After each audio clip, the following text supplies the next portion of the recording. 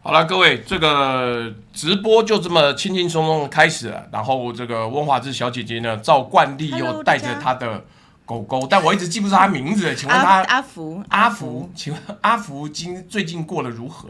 天这么热，会不会觉得很辛苦？他是老狗狗，大部分都在睡觉，我就把冷气开好开满，然后出来的时候带它去散步就好了。好，那也不错。但他是都习惯什么时候出来散步嘞？我通常因为最近太热了，所以我通常试着早上很早的时候，带它先出去。说很早是有多早？没有多早，因为我挺爱。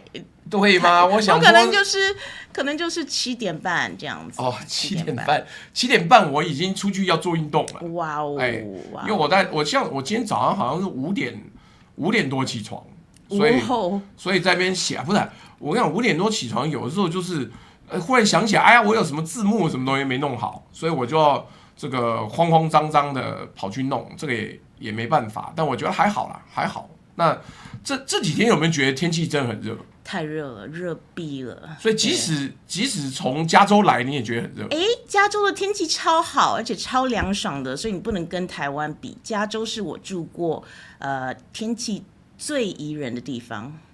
你看那个辉券，我们这边人就是嘴巴甜，说姐姐越来越漂亮了，好，真好。所以先跟大家这个说一下，在上次来到这一段时间中间有什么样冒险啊？顺带一提，我很想问你看到那个云林的风机整个烧起来变跟火把一样，请问以专业的这个绿能记者来讲，你怎么看这件事情？哇，天哪，我还没看到这个新闻呢，因为我昨天烧的，我最近没有在聚焦这个，我最近没有聚焦那个风电的问题。那我也觉得台湾的风电就差不多是那个样子，就没有了啦。那讲白一点，既然没有了，所以你就没有再管。你觉得台湾风电怎么样？就是坦白说，大家应该就这么没有了吧？我觉得他一开始就是蔡英文的小 baby 这样子，所以当然赖清德并不会看得很顺眼，他会觉得这个小 baby 他又不是他的，又麻烦又贵，所以他可能就没有那么多关爱这样子。那我觉得已经盖好的可以盖好，不过我也觉得他也是有先天不良，然后又有非常不幸的，因为遇到了这个俄乌战争所以这个材料的原物料事实上是全世界的风厂都在倒的。可是如果在对啊，美国啊什么都非常非常的惨。然后美国又遇到川普，所以美国也是雪上加霜。现在事实上全世界的离岸风电都是处于在寒冬的状态。我问一下那个战争部长 Department of War 到底，等一下，这个我要问是很基本的问题，没有很严肃哦。请问 Hexas 到底是念 Hexas 还是 Hexas？Hexas。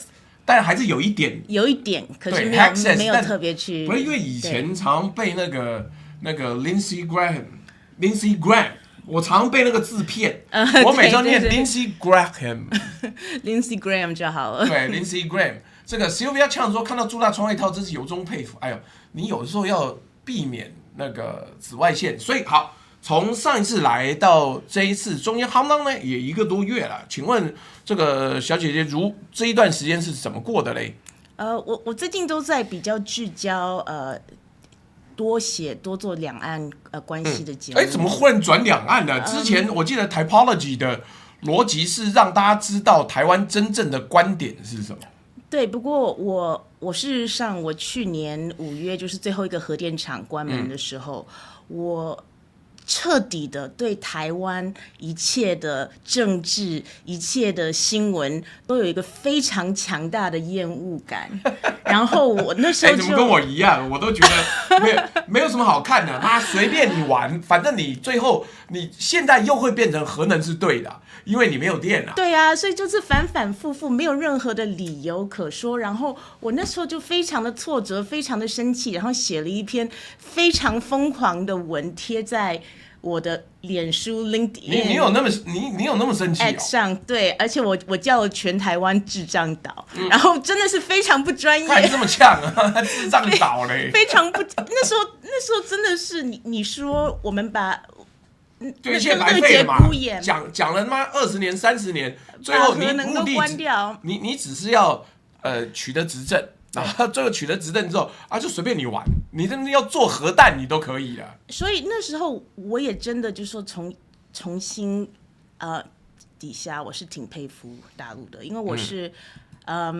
我有双重国籍嘛，所以我也是美国人，然后以前有非常先入为主的观念，然后就可能看大陆的时候都是把他们看扁了，因为美国的报道就是像这样子，每一次都是说大陆你们这些野蛮，你们这些集权之处，大陆坏没有人权，然后大陆的经济哪里堪忧，外面看起来很棒，可是里面都是一些缺点弱点，然后新唐人看太多了，什么时候就要倒台了？不止新唐人，事实上美国很多主流媒体对大陆做的报道都非常的偏颇，他们超爱这样切的，直到去年为止，对，没错。然后我那时候也就是核三最后一个反应炉关门的时候，我那时候就完全崩溃了，我真的可以说是崩溃。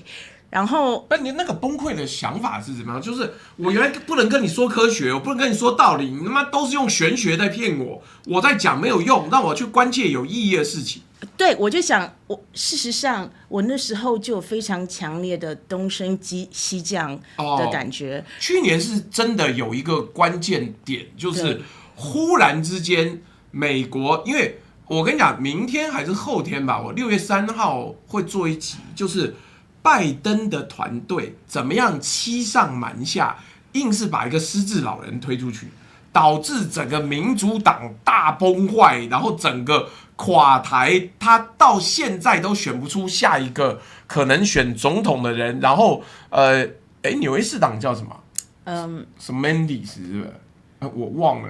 那他是 Zohran Mamdani 啊 ，Mamdani。就导致纽约市长一个以前从来没办法想象的一个极端派，变成他们唯一的希望。可是他上台之后做的还真的有声有色，这样子。因为我们这样讲，纽约就是钱多，那纽约钱多，然后如果你聪明的话，一个 Big Apple 不可能马上就变坏的。可是问题是，当然它还有一些其他细节的东西，我今天就不要多讲。那所以你去年开始觉得台湾这个议题，台湾岛内的议题，你再关切没用了。我就觉得我就一直在一个死胡同里面打转，然后事实上我可能全世界最大的新闻、最大的故事就在对岸，然后我那时候就对岸的各种非常非常的渴望想要多了解这样子，然后我的政治观点改变得非常快，然后我事实上发现美国的主流媒体报道事实上不只是两岸话题非常的偏颇，俄乌话题什么话题都非常非常的偏颇，然后这对我来说事实上是一个挺大的打击的，因为我就是一个很容易相信别人的人，然后你认为媒体应该要有自己的界限，你认为政客不能说谎，你认为他们报道都是真的，我是完全是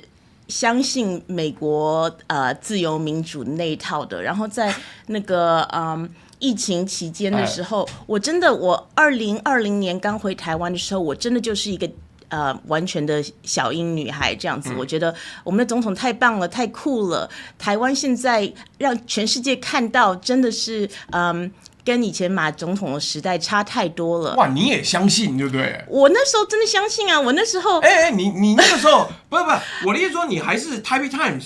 对啊，我在台北工作嘛，对，那所以连你从源头看到的东西，你也觉得台湾是一个举世滔滔的幸福之地。因为我2020年因为疫情的缘故，所以才回到台湾的。之前我在洛杉矶，我并没有在关切台湾的事情，所以我回来台湾的时候，我只说哇，怎么全世界都在看台湾？那时候不是在捧台湾吗？台湾的疫情做得多好啊，什么这些东西吗？所以我那时候就完全被那个氛围吸收了，然后这样子，我就常常周边环境的影响很大。然后我就上那时候我也会上推特啊，然后就会以那个小英女孩的人设，然后也讲，而且还很自傲，是吧？我那时候我应该说，我实际上一开始就比较是一个现实主义者，所以我那时候也质疑说，我们这个路线现在这样子走下去好吗？对不对？不过那时候的氛围是，好像我们如果跟立陶宛有一个友情的关系的话，好像是真的有那么一点点感觉，就是说好像我们在壮大我们的台湾民主阵营，对民主阵营。哎呦，那你那时候应该很喜欢吴怡农吧？我那时候觉得，什么吴怡农他并没有什么料，可是我觉得那时候我也觉得他没料。我们当年都是觉得他没料，但是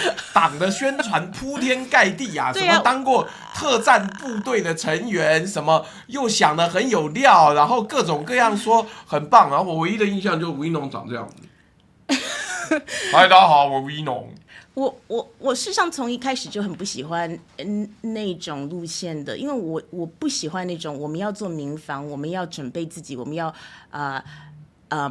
武装自己。我从来就不觉得那一个路线是确实是不切实际的，所以我一开始就不喜欢那种。那种就是美国民兵派啊，你知道我看我们等一下会讲到啊，这个 Angelica 在网络上跟很多美国人奋战的时候，我一看，靠，这是 redneck 嘛，就是那种妈会嚼着烟草，然后开一个 pickup truck， 妈后面还有一个散弹枪，说你们就是要好好的武装自己，然后能杀几个是几个啊，我们都这样干的。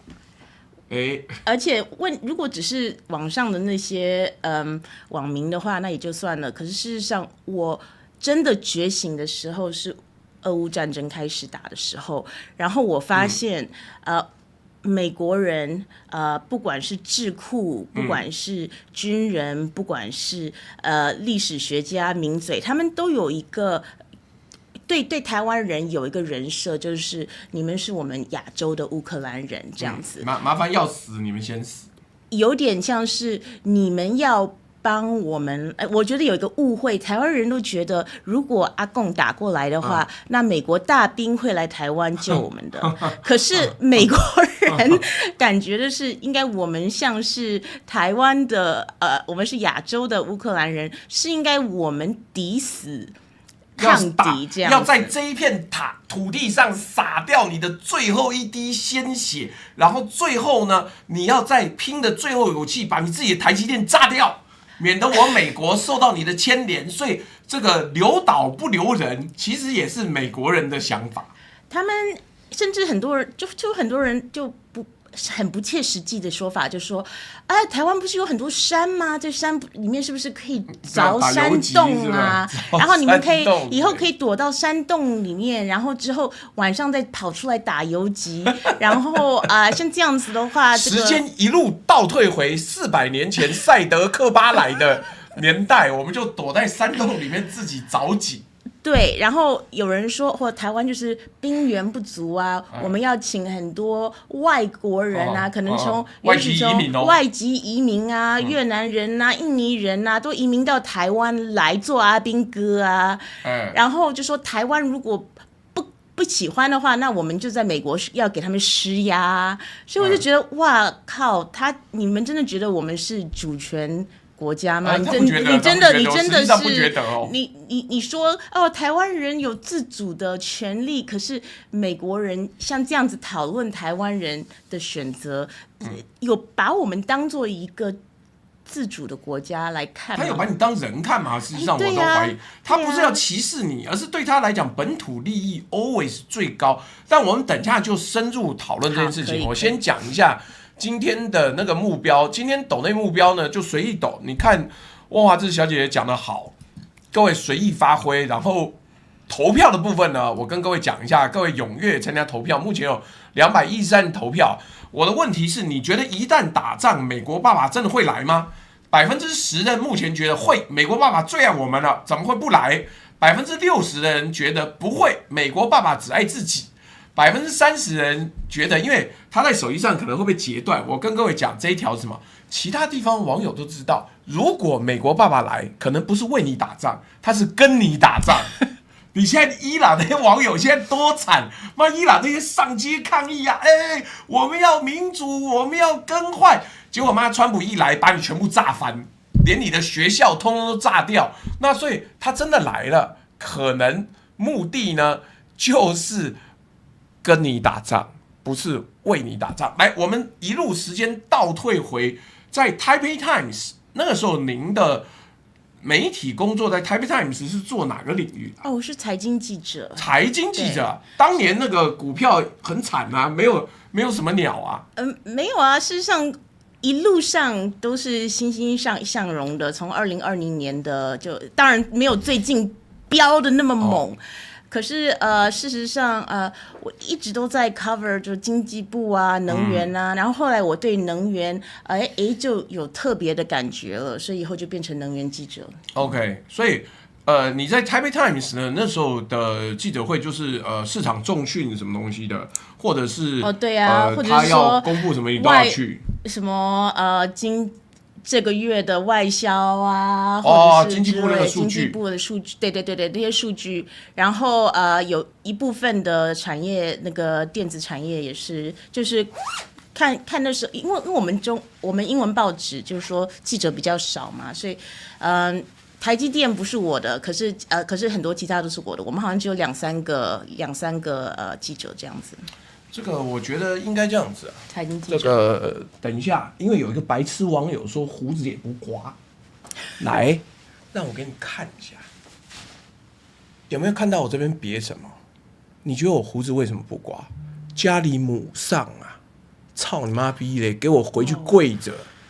他妈鸡巴干！你知不知道？照着祖训，家中长辈过世，我是不能刮胡子、不能剪头发的。你在抱怨啊？来，你跟我讲，你觉得我胡子不刮为什么？我家母上啊，我没有带重孝，都已经是我非常非常有礼貌了。结果你给我在那边挑剔什么胡子不刮？你他妈有没有人伦概念？你有没有家族概念？你有没有孝顺的概念？来啊，继续啊！操妈，给你客气，你还他妈废话！妈回家问你爸啦，他死的时候你要不要带孝啦？讲那么简单，我个人想低调，妈就是有这种鸡巴毛，但没关系，我们家就是低调，没事。节哀。那不知者无罪，不知者无罪，但我照样还是要干他一顿、啊。可以，好不好？真是妈智障，看讲了我都不想说，妈你现在跟我在那边讲，来，我们继续讲。那个时候台湾的股市或者是这些上市公司会很在意英文媒体的报道吗？Taipei Times 还好吧，我们有点。我们又不是真正的外媒，对不对？不是真正的外媒，所以就还好。不过事实上 ，Taipei Times 的影响力事实上是挺高的，可是不一定是在台湾，而是事实上美国华府啊，他们 Taipei Times 是会看的，就是华盛顿 AIT 也会看的，因为对他们来讲，这个是最快的东西嘛。对，所以它还是有它一定的影响力的。对，那所以那个时候走经济，或是然后后来转能源，在这个中间，你有没有觉得，当你背后有一个大媒体，或是媒体的背后有一个大媒体在靠的时候，官员或者是市场上的机制会对你比较不太一样？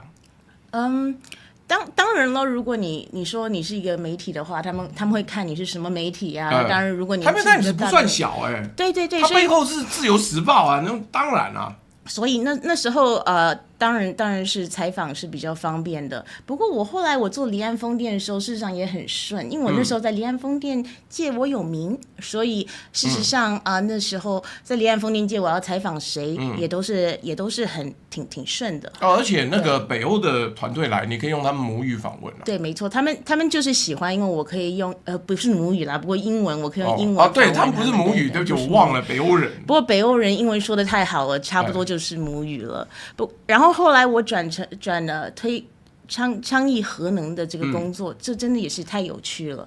因为我就是对核能有很大的热忱，而且而且我先这样讲，风电那个部分其实很合理啊。第一个它环保，第二个它的确也是虽然那也是一个阿萨布鲁的北欧智库还是什么的，不知道谁出钱的，讲了一个台湾海峡什么世界上最好的风场什么，但是那个也都算是师出有名。那你那个时候访问风电市场，你看到什么东西你会觉得有点失望？怎么说？不是有点失望，是我觉得台湾的风电从一开始整个制度就做得非常失败。对，因为一开始那个我觉得可能蔡英文要的太多了吧，可是你那个本土化的那个政策，你说本土化要有多少百分比？一大败笔，应该这样子说好了。我们台湾的市场就是这么小，对不对？是。我们赖清德说台湾 AI 岛，那没有说台湾风电岛。我们有一个 LLM 吗？我们连一个大语型模型都没有，因为这个市场不够大。不是，我们的语言甚至不够多，可能。不过在风电的话，这些庞然大物，你事实上，如果你有一个风电的叶片厂的话，你光做台湾的市场，你断定是不可能赚钱的。所以你要在出口，可是补贴只能够补贴在台湾的部分啊。对，所以这些人都头洗下去了，砸了一堆钱，好像走不掉了。然后就股票卖的顺风顺水，可是它事实上它的这个物品啊，做出来都很困难。然后我们实际上自己缺乏重工业，也就是台湾非常不适合做你要做那些重的那个风电柱。昨天网友还说，风电实际转型成火力发电，然后一直说直接烧起来。就你要做那一个。这个实际上能够砸到100公尺以下的地方，那个东西啊做不到。那你要做那个基桩做不了，然后你要做风电的那个风扇本体做不了，甚至它后面那个转子，就是它转了之后你要转化成电那个东西你也做不了，通通都做不了的时候，那全部都要从外面进来。那外面进来你又要求30%的本土化。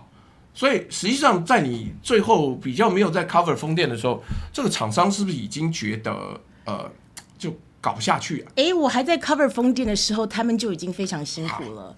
我还在写很多关于风电的新闻的时候，就看到了跟现在差不多的状况，就是说，厂商发现他们的风电的计划哈，他们也许已经标下来了，他们的那个 auction 已经标下来了，可是他们就是没有办法用这个价钱，这个吃不了本土量把它盖出来啊。两个东西，第一个，全世界的基础材料大幅上涨，没错，人工都不算了，你的钢、你的运输都大幅上涨。还有利率、汇率也变这样子。然后第二个，有一个麻烦的地方是，那问题是台湾还要求要有30%是要用台湾本地的采购跟厂商，结果倒光光。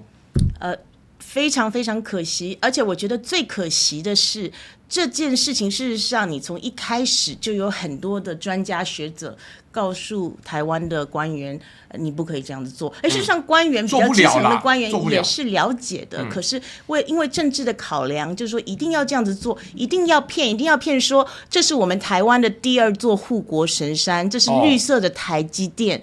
我觉得这是非常非常不负责任的事情。何况台湾需要的就是稳定的电啊，那稳定的电就是核电啊，你不能够说我要把核电厂都关了，可是呢，我要把稳定的电关了，然后用不稳定的电来填，这是不合理的事情，科学上说不通。对，所以我那时候也非常非常的失望，因为我觉得蔡英文是一个聪明的人，可是呢，他事实上，他说话都是政治考量，而不是逻辑考量，而不是事实考量，不是为台湾的好考量，而是为了民进党的选举考量。对，所以他事实上他离开总统府的时候，台湾的电比他上台的时候还要脏，因为他每一次需要关核电厂的时候，就很顺利的把它关掉了，对，就直接顺手就啪嗒一声就关掉了，就上不来这样子。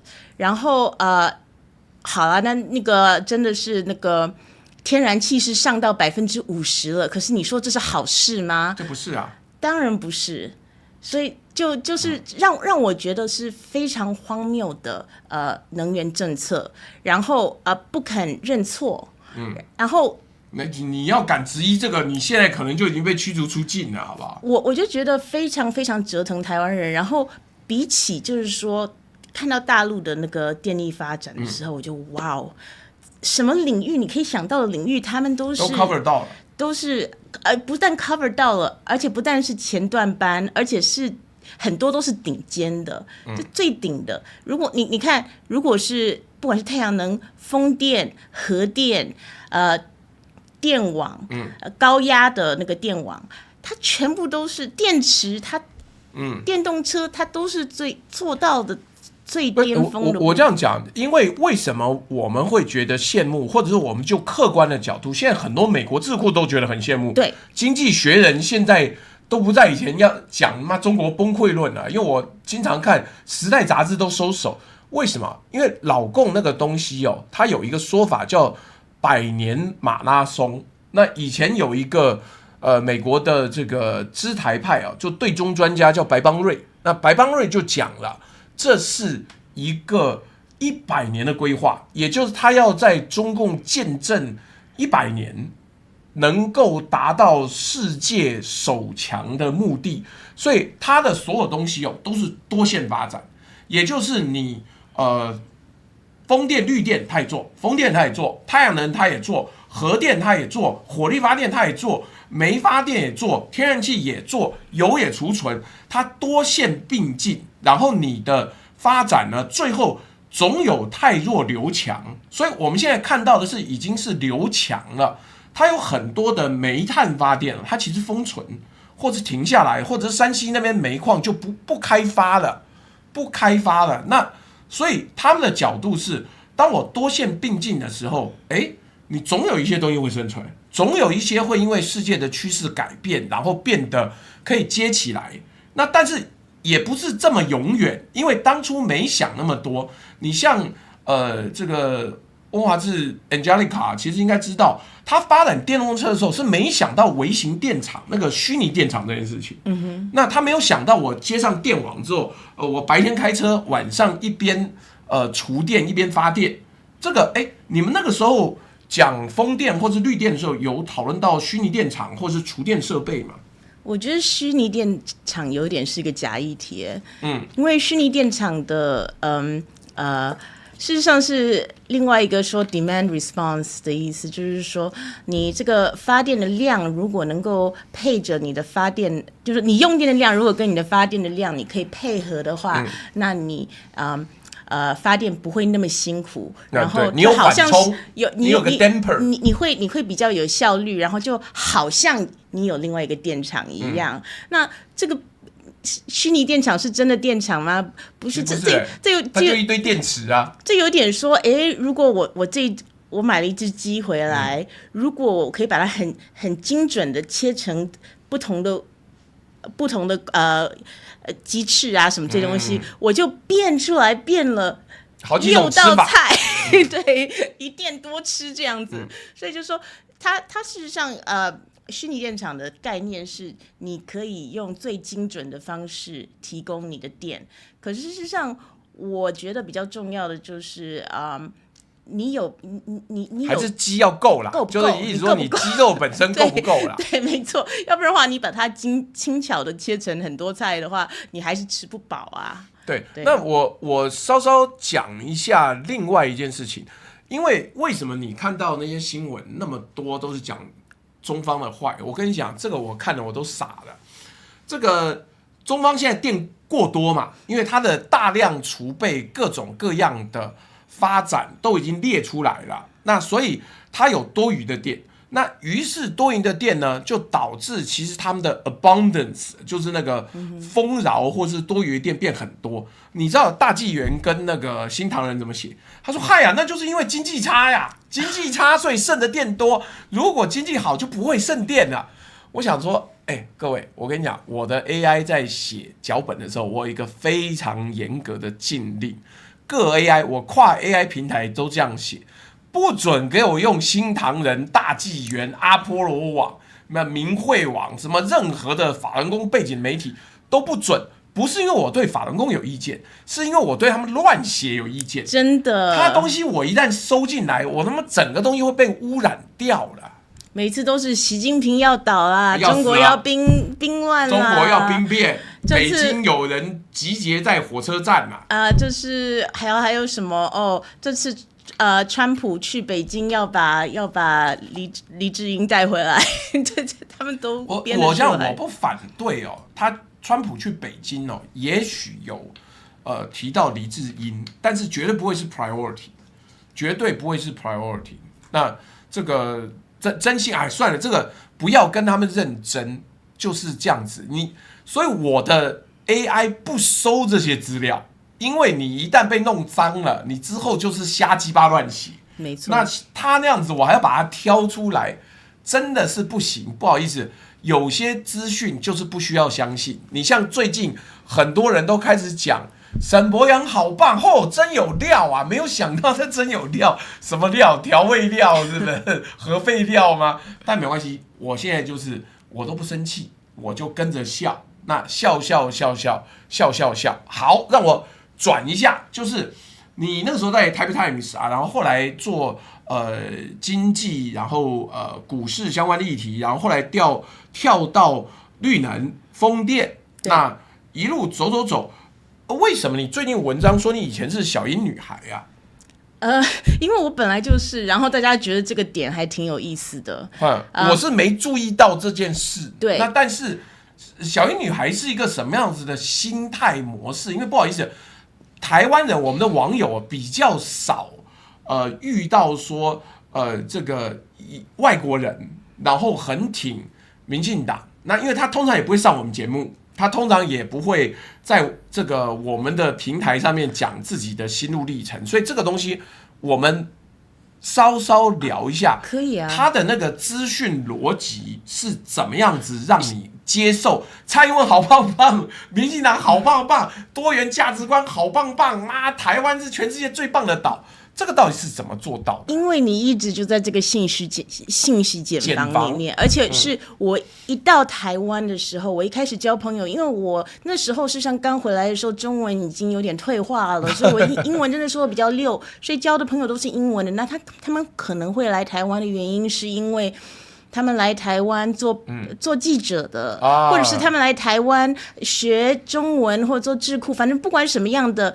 原因，他来台湾的时候他就已经有他的意识形态了。然后他们非常非常喜欢，就是说，民进党的一系列的论述。他来的目的就已经是偏颇了嘛？没有人因为国民党太窝囊，所以没有人会因为我好倾慕国民党。所以我要来台湾。以前还有哦，你可能不知道，以前你小的时候，有一派人来台湾学中文，是因为他觉得去对岸学不自由、不自在，或者是他们会觉得台湾才能够学到真的原汁原味的正统的中文，因为我们没有文化大革命，对不对？我们还是要用繁体字，对不对？所以那时候我记得我们台湾才是真正的中国，那个时候是这样子的。这个逻辑的人大概现在已经80-90岁了，差不多吧，可能是经过2战的人。那所以像你这个世代会来台湾的这个外国人，那不管有没有台湾的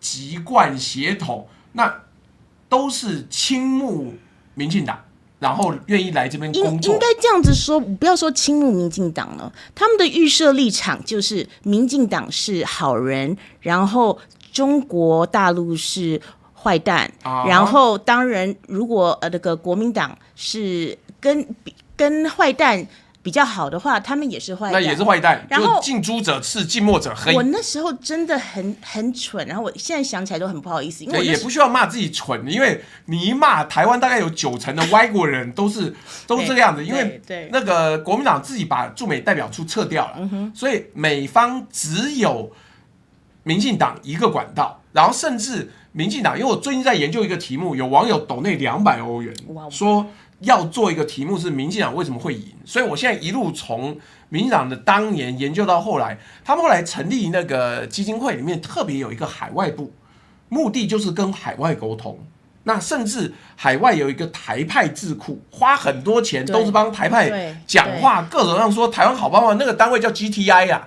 反正他现在也不能动我 ，GTI 就是100%觉得台湾打中方一定赢，美国一定会来支援。他透过这种方式，觉得整个系统是合理有效的。这个我念一下抖内啊，我们等一下回来就可以继续讲。那所以你这个身边的人当年也都是这个样子，我觉得很妙。来 ，Sylvia Chan 说看到朱大穿外套，真是由衷佩服。坏掉龙酒说，请支持无人机光纤筒单人阿鲁巴老朱并按赞分享加群热推购买商品也请问老朱祝福打击，谢谢。坏掉龙酒说，我们观众嘴巴都很甜，老朱今天穿的米长装根本东北街金城武来着。Eason TW 谢谢你的抖内 ，T.O. TW 谢谢你的抖内 ，Carry 7791谢谢你的抖内，华0514华哥谢谢你的贴图。Hell Lun Chan， 现在没人讲出口产业绿电比跟政府补助碳税还算数吗？没有哦，我跟你讲，那个碳税 CBAM 欧盟还在收，对不对？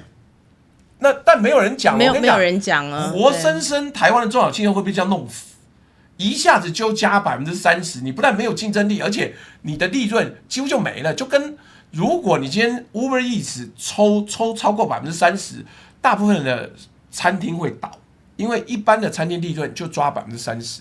来，这个我们从嘎嘎米米口的这句话开始往上讲。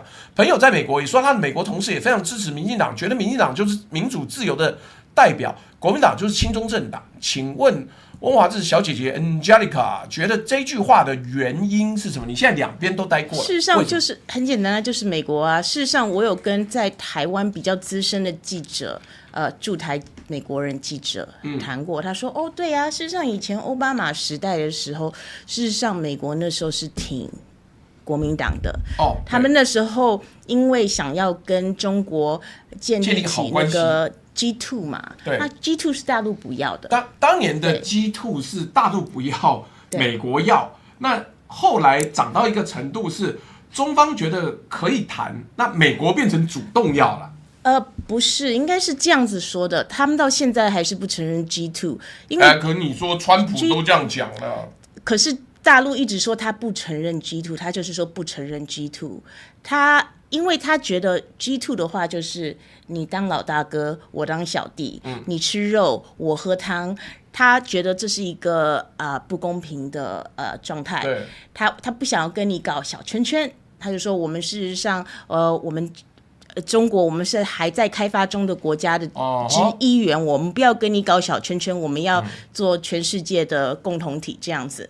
那时候事实上美国金融风暴，对不对？对啊，那时候是老共来救的，因为他们钱多啊。希拉里·克林顿还去中国拜托他们一定要买美债，然后他们那时候买美债的时候，也是因为他们不想要全世界的经济一塌糊涂啊。不过那时候你知道俄国怎么说的吗？俄国就说：“我们一起来弄美国好不好？就搞不好就把它弄死了。”啊，中国说我们不要这样子做，所以你就看到大家的心态的不一样。那我打个岔，因为就大国竞争的角度，就跟当年的不好意思，一下掉书袋掉到战国一样，合纵跟连横。那川普的这个概念比较像连横，就是他的意思说我一国独大，然后我其他收一个小弟，其他通通不要。可是问题是对中方来讲，它比较像是合纵。就我今天如果多极化，有多个，这边有人有石油，那边有人有绿电，这边有人有核能，这边有人有 AI， 一个平等竞争下去，不会让美国独霸，所以这是他们的逻辑走向。那也不是说三角形最稳定，是多边形最稳定啊。那所以这个样子，你在美国听到的都是这个说法。应该这样子说啦。后来美国G2 不成之后，他们受到了中国的协助，他们事实上就当场转过来就开始攻击中国了。翻脸哦，求爱不成反翻脸。事实上，奥巴马时代的时候，他就开始叫做 Pivot to Asia。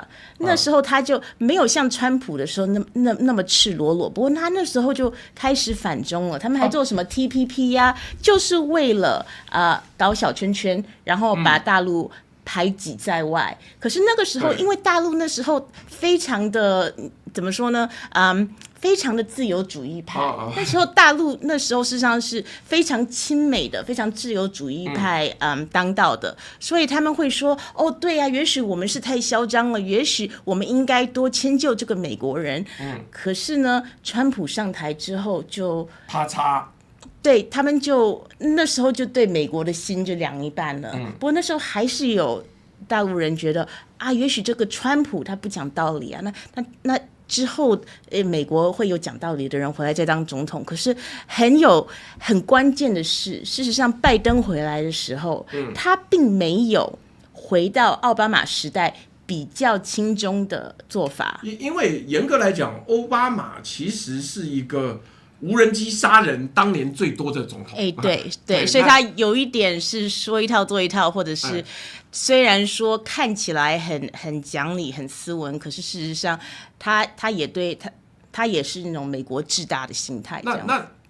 但应该这样讲，从奥巴马之后呢，他就回到亚太地区，回到那是奥巴马时代开始的 pivot to Asia。对，那他就往回走。那可是问题是走，又换了几任总统之后，方向往不同的在那边偏移，就变得美方现在进退失据啦。坦白讲。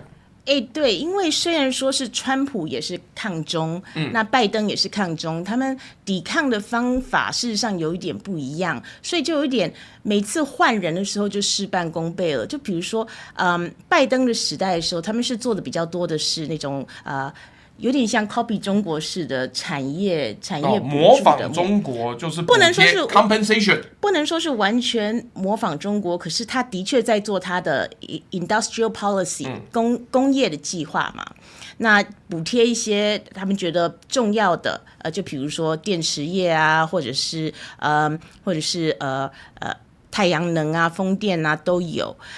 然后他们做的也还不错，我觉得他们的架构做的还不错，在很短的时间就花了很多钱。大家有没有记得什么？花了很多钱跟有成果不太一样哦，请这个 Angelica 不要用钱花多少来判断。我应该这样子说，他的确有做到抛砖引玉的效果，因为他那个1块钱那个投公家的钱的时候，他们会激发很多那个后续的 venture capital 的那个追捧。所以我觉得他们是做的不错，可是这个 approach 不管是 CHIPS Act， 不管是 IRA、Investment Reduction、Inflation Reduction Act， 到川普上台了之后，就全部给你一个天翻地覆，因为川普最讨厌这种政府补贴的东西了，所以他觉得民间要自己争气。很多，而且他非常非常讨厌风电跟太阳能，他讨厌所有的绿能啊。对，他只喜欢就是说石油啊，或者是瓦斯啊，或者是核能，他也很爱的 drill baby drill， 让我们各种钻探各种做。所以川普开始的时候，他就是用关税的部分。那关税的部分的话，这个也让我非常 shock， 就是说哇天哪，全世界事实上在美国关税的威胁下都得贵，可是中国大陆它没有贵。好，这个我们先讲一下，华哥刚刚又抖内了10个会员哦，他也说我们来挑战800个赞，目前我这边看线上有816个人，那华哥说我们就尽量多按赞，然后因为越按赞，今天 Angelica 讲的角度才能够被越多人看到。那同样的 Angelica 你看那个标题 Angelica 也有自己的 YouTube，那他也在做一些讨论两岸跟讨论台美的影片或者直播，有空的话可以上去看。那好，这个我觉得很好奇耶，以一个美国人的角度，那应该我大美国川普说要关税，所有人都应该风行草偃，望风低头。那你看到中方没有低头，你的想法跟分析是怎么样？我当然我不支持川普啊，所以我觉得他很过分。然后我觉得这个全球关税的这个实在是太荒谬了，而且他中国够不到的时候，他就开始压榨其他人，压榨自己的盟友。我那时候就发现，事实上，美国的盟友从小弟，你是要照顾他，你是要给他水喝，你是要让他看起来白白胖胖的，所以其他人也会想要当你的小弟。我已经从小弟变成血袋了，就是说挂在这边，然后他有需要补给的时候，就轮流压榨这样子。所以那时候我就知道，哇天哪，真的。中国会赢，美国会输。然后我记得，尤其是你那时候这么快得到结论哦，一瞬间就逆转，你真的转很快。我不能够说是一瞬间，不过我之前我就已经看到了，就是说，事实上，就很多地方美国也是有问题的，东升西降。那但是等等，你一直相信自由体制，一直相信美国是一个land of the dream， 就是有梦想的世界。是什么东西让你发现靠腰现在不行呢？事实上真的是我为什么会比较早看到？我觉得今年看到已经很正常了，因为它就是这个样子。你去年前年就看到，那真的是早。为什么？因为就是我事实上回来台湾的时候，我非常想要推核能嘛，因为我觉得台湾就是真的很需要核能。尤其你做过风电体系的记者，你知道风电绝对做不起来，大家都在拖，都在骗，都在混。应该这样子说，风电做不好有它的原因，不过核电也是非常重要的，不是能够风电可以取代的。然后我那时候真的很三八，就是说，我觉得哇，台湾的核电的挺核的人好可怕哦，他们都是一些蓝营的人，他们一定他们有点坏这样子。我说我要在台湾创造一个绿营的人也可以接受的挺核的团体这样子。我那时候真的像这样讲，因为我真的觉得说哇，如果你不是民进党的话，你就是一个坏人，只有坏人不爱太可怕了，臭国民党，太可怕了。然后可是。你知道绿营的人没有人想要听核电的事情啊，不是他们骨子里就算知道，但也不跟你低头。他一跟你低头，他完蛋，他就直接被送去火葬场。我有跟一个朋友，他那时候我就跟他说，我们以前也是同事啊，怎么样？你要知道对台湾的能源有问题安全啊，这是非常重要的事情啊。如果你支持台湾的主权的话，那能源安全怎么能够不好好的保护着呢？他就跟我说 ，Angelica， 在台湾反核跟民主运动是紧紧的扣在一起的，它不可能被分开的。然后这时候觉得这是什么样的说法呀？这个一个是环保，那跟民主运动不，你可以说左右派，我可以接受左右派跟经济跟环境的平衡，我可以思考，但核能跟民主有什么关系？妈，有了核能就不民主就对了。因为以前很多民主学运的人，他们也反核嘛，然后有时候也许他也反核，他里面有些人还偷抢拐骗呢，那我也要变成偷抢拐骗嘛。所以我慢慢就因为现实，因为没有绿营支持核能的人，我只好跟这些蓝营支持核能的人打交道。可是就像那个臭黄世修一样。我越跟他们打交道，那我就是不是加入他们的 LINE 群组？是不是他们丢一些讯息出来，可能不只是关心？他们还有 LINE 群组？他们有，当然。为什么没有人拉？你在台湾做任何大家都排挤我就对了。你在台湾做任何事情，你一定需要加入 LINE 群组，然后也会丢一些政治的事情。然后我后来忽然发现，就是说有很多以前我相信深信不疑的事情，也许不是真的。等等，我一直想要问你，后来自己有去认真调查一下，什么台湾海峡是世界最好风场，那个真的，这到底是怎么样？那个我跟你讲，我知道很唬烂，可是我没有，我毕竟没有跑风电。那你是风电记者，你有去查过吗？我告诉你，它就是一个杂志说的，也不是什么特别的。因为我告诉你，风电界哈，因为它就是这种新兴的产业嘛，它会有超多的杂志啊、协会啊，然后这些协会都会把自己碰风，好像是很正式的样子。可是他们说穿了，就是在推销风电。那他是不是做出来这个报告，然后之后就说哇，你看最好的风场在台湾，你看是不是台湾人超级吃这一套？那现在他后来好像又另外人说最好的风电在哪里，又变成不同的地方了。他们想要发展哪个地方？反正这个就是。如果像这样子就被骗的话，杂志，请问这个杂志现在还在吗？我不记得这个整个内容了。不过真的就是一个并不是那么有权威的一个单位。然后所以你说的太客气，并不是那么有权威，跟完全没有权威是两件事。就跟《镜周刊》如果写说台湾是世界上最自由的岛屿，你会相信吗？阿弥陀佛，没有啦啊！而且你叫我现在申请加入 LINE 群组还来得及吗？台湾的绿营智库都推出一个民调，叫全台湾支持核能超过70%啊！我还要加入这个群组吗？轮不到我了，我一向站在少数派那边，好不好？核能已成为主流了。对啊，你应该问林义雄现在是不是在吹冷气啊？有种不要开嘛，对不对？我一直想要问台湾的反核派一个问题，就是说，现在我们台湾真的非核家园了，对不对？对。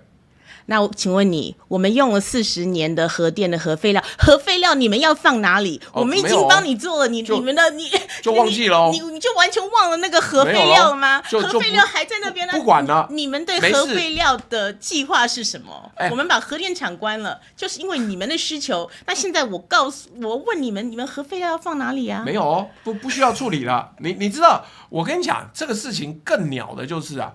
你最近可能就没有在接触那一群人了。我们有时候在网上还常常看到，因为我的工作就是要分析网上各种各样的资料，他们会跟你讲说，你说反核是吧 ？We've been there， 我们已经反过核了。What？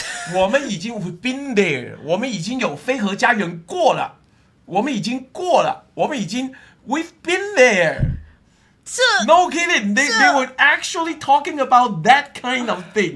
我们已经非核家园过了，所以好达成目标了，搞不好也有1年2年了，所以好 ，mission accomplished。拜托，他们做政策好像是在 Instagram 打卡一样就是啊，就是没有了，我们已经非核家园过了。所以非核家园过了，那目标达成。好，那接下来我们要做什么？我们要做核弹都可以，我们做核潜艇。你信不信？假设今天美国跟赖清德讲说，你可以做核能潜艇，人马上就做了。马上啊！对，你只要把核四全部都打开，你就可以做这个核潜艇，他马上就做了，好不好？这个满1年了，好不好？非核家园满1年了。我们前几天5月10几号的时候，已经庆祝过非核家园满1年，然后马上要有核家园了。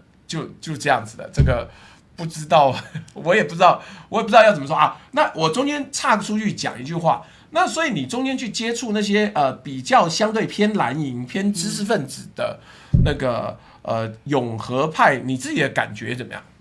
我觉得我慢慢被他们潜移默化了吧，因为我也觉得就是说绿营的人，他们事实上你要谈那个能源比较细的部分，他这样。很难跟他们接头这样子，然后他们就说讲的是不切实际的东西这样子。可是如果你去找一个，会讲不切实际的东西，可是你去找一个国民党的立委的话，他可能比你还懂，他真的是很精明、很厉害，然后很想做事的。我觉得像有翁小玲委员啊，之前的丁委员啊。真的，丁守中是吧？对，丁守中还是那个篮球协会的前几任理事长哦。我不知道，他也是不分区嘛，所以他现在没有在做立委了。不过，我就对他们有比较多的好感。可是我那时候还是挺绿的。我记得丁委员他跟我说。我在说对呀，可是我们就是一定要买军购啊，我们就是一定要啊。他说为什么一定要？然后我那时候好shock，我说怎么可以不保护台湾这样子？这倒是一件事情可以讨论。对啊，所以这几年对我来说的那个成长学习很多。不过我现在就是有一个很奇怪的想法，就是说。如果我可以回到过去，跟过去的 Angelica 沟通的话，他会不会觉得我很坏？我又没有办法告诉他我现在知道的东西。也不是，你知道最近老共那边就抖音啊，我不知道你有没有在看抖音啊？那抖音很流行一个，就是模仿那个 Galactic 吗？那部片叫什么名字我忘了，就是那个 Christopher Nolan。演的那个Interstellar。Interstellar。他说模仿一个这个你透过如果假设你透过某种方式可以跟过去的你沟通，你会怎么讲？我有看到一个很北蓝的央视的记者，因为央视有一次去访问那个中国国足踢完之后，然后一路输一大堆，就那个记者就访问，请问你是不是很喜欢中国足球？底下第一个人说退钱呐、退钱呐！然后他就跟他讲说：“你千万不要去访问下一个，你不要再去访问下一个，他脸上可能也还有维珍说支持中国足球，然后再访问那个，去死吧，中国足球！”然后结果到最后一个，他说：“没有，第三个年轻人，你也不要去访问他，他讲的东西会让他现场被其他人打。”然后那个最后一个不知道是中学生还是什么年轻，就说：“我支持中国足球。”后来就被拖到后面去打了。那这种回到过去的沟通，其实就是不堪回首啊。那所以你现在如果要跟当年的你觉得你要怎么让当年的你有一个正常的一个比较正常持平的想法？我觉得很难呢，因为现在我跟我以前的朋友都非常难沟通，然后他们就那个关系回不去了。真的，而且都是有些甚至是10几年的朋友，他们就觉得有人说你是台湾的叛徒，有人说你是像 Neville Chamberlain 一样的失败主义者，然后就是一路弄到2战哦。对，我不知道为什么都弄出来了。我告诉你张伯伦，我告诉你，民主派他们好像全世界的战争就只有一个2次世界大战值得他们。值得让他们一直讲一直念，而且2次世界大战的那个观点，他们一直都会觉得他们自己是胜利的他们是正义的那一帮。maybe 当年可能善良邪恶很好定义，现在没那么容易定义，而且等等，你怎么可以背叛台湾这种指控？对方有多少人是台湾人？不是还有台湾国籍加拿大人啊，南非人啊，都说你背叛台湾，你是台湾的叛徒啊，甚至还有一个，这个是我不认识的啦，他不是我的朋友，他就是演书上看我，就是说我一定要跟当局要说你是一个大陆来的特务，你要把你驱逐，然后我说拜托，不，你应该直接翻牌说，来，我召唤青眼白龙，我的。美国，你拿绿卡还是美国公民的护照？我是双重国籍。那所以是不好意思，因为我没有，所以我搞不清楚是拿绿卡还是什么的。这是护照，就拿护照啊！各位，你直接拿出来说，我他妈美国人，你讲什么台湾背叛台湾，被你老师有种去骂美国啊，有种去骂川普啊，还在那边讲，但你都不会觉得2件事情。第一个，那些说你背叛台湾的人都不是台湾人，你什么资格讲？然后第二个，我美国人啊，我本来就不应该走你的道路，而且现在台湾要开始返回核能哦，那你怎么样？那你也要背叛台湾吗？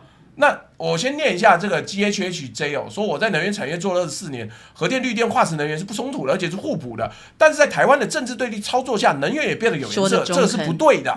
在我看来，国民党不应该反绿电，民进党也不应该反核电。没错。说得很好，在事实上大陆就像这样子啊，你知道为什么现在的石油价格没有飙上去很高吗？为什么？是因为大陆事实上把他们的需求压得超低的。他们怎么压得超低？是因为他们有很多核力发电厂，核能发电厂不是核能那个水力，不是 coal 煤炭发电厂，他们事实上是果然是美国人，中文已经略微退步了。他们是备而不用的，所以他们通常是用天然气。对，所以他们现在天然气就完全就暂时停了，改烧煤，他就改烧煤炭。所以他们有很多东西都是有备源的，因为中方其实我最近好多题目做不完，我现在审慎考虑我中午要不要再开一个时段，因为我题目已经多到啪排到8月去了。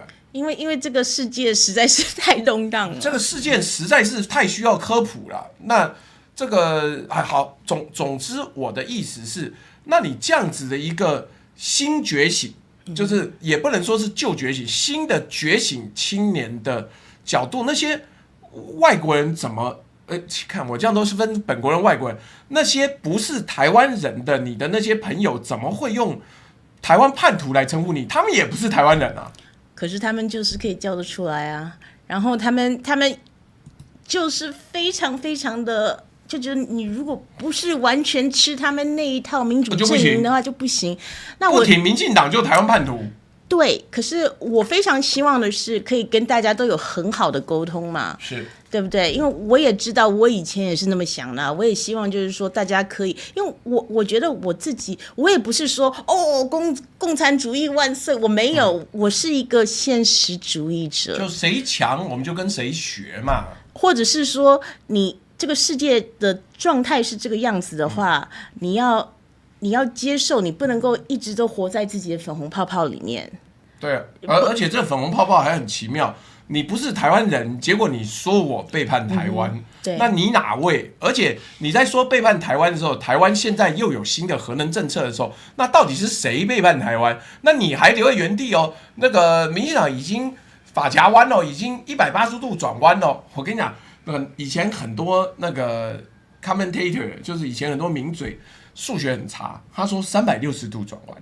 我想360度转弯，你有没有学过小学数学？360度就转回来了呢，你这边还360度转弯。好，这个我们这样讲，今天这议题会不会骂？不是我啊，是他相信蔡英文啊，我没有相信蔡英文啊。那好，所以又经过这种，这个脱美也没有入中，脱美反省的阶段的时候。台湾人也会骂你吗？我觉得台湾人他比较克制，因为可能台湾真的是有不同的声音吧，所以就比如说我有比较绿的台湾朋友，他事实上就只会低估，就说你是不是就在拼多多买了什么东西，什么中毒了，是不是中了习近平毒？拼多多你买东西要小心哦，因为他们很多东西都是很劣质的，事实上他自己也还在拼多多上，他也买好不好？那而且他可能不是买拼多多，他买西印。反正其实都他们一样啊，好不好？反正就是 Temu 跟西印都是拼多多跟一个不知道原厂是什么，我觉得台湾人事实上可能因为蓝绿就是大家习惯了，大家都认识蓝的人，所以他虽然有点低估我，可是会碎碎念一点，可是他不会就是说觉得。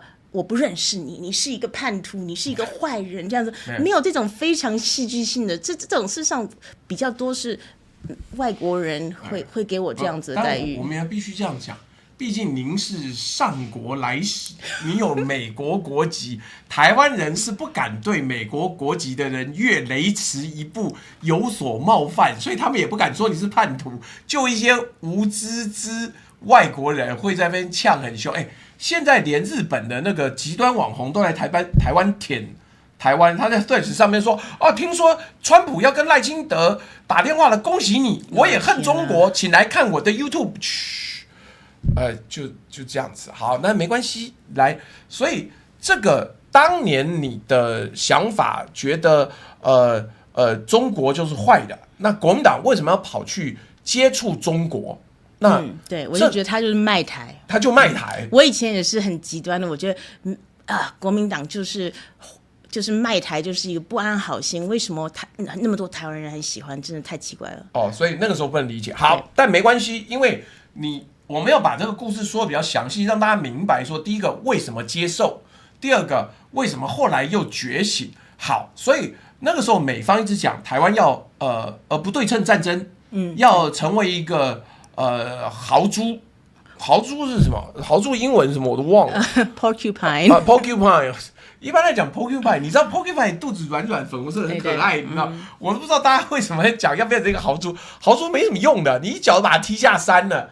那所以那个时候你开始因为相信蔡英文嘛，然后也相信美国，那所以美方提出来的战略策略是等等，我忘了给你一个本台的特调，就是小弟用 AI 做出来的这一个动画，不对，按错了，不是这个动画，是这个等等 shit。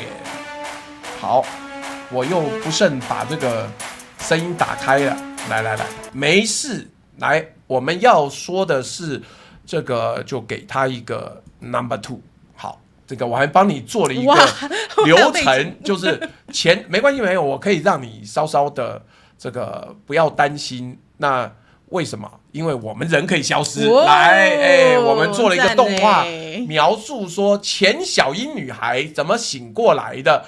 翁华是觉醒的5个裂缝，从生性到清醒。我跟你讲，我100%没有介入，我这个东西是丢给那个 Cloud， 然后他就做。所以以他的角度来讲，第一个觉醒的概念是Professor Payne， 对吧？潘恩教授回信，然后再来他研究了芬兰传奇，然后了解了美国的真实看法，还有这一次伊朗战争教会他的时候，他就开始有了不一样的角度。所以我们今天一边看这个动画，一边你看觉醒还可以做动画，我下次把这个 HTML 送给你，对，你可以拿来做背景再播。那所以我们来看一下这个到底是怎么回事？你为什么会写信给这位教授？你知道吗？严格来讲，我这人很给白，我还帮这个教授呢做了一个图。哇，天哪！这个我们再往这边走。好，等一下哦，因为操纵起来很麻烦，有点烦，让我等一下。这个你先讲一下这个教授的背景是什么？事实上，这个教授他上了最近很红的那 Dwarkesh Patel 的 podcast， 然后他讲 Cash Patel 啊，那算 No， 不是 Cash Patel，Dwarkesh Patel。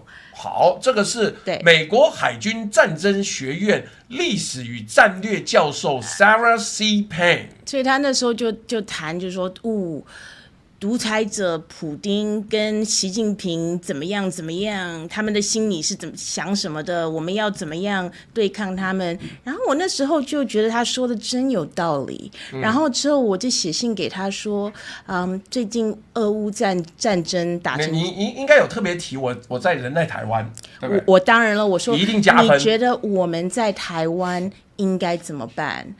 然后他就写回来给我，就说你们在台湾啊，关于你们这个可怕的邻居啊，你们一定要学习乌克兰的榜样啊，你要好好的研究乌克兰是怎么备战的啊。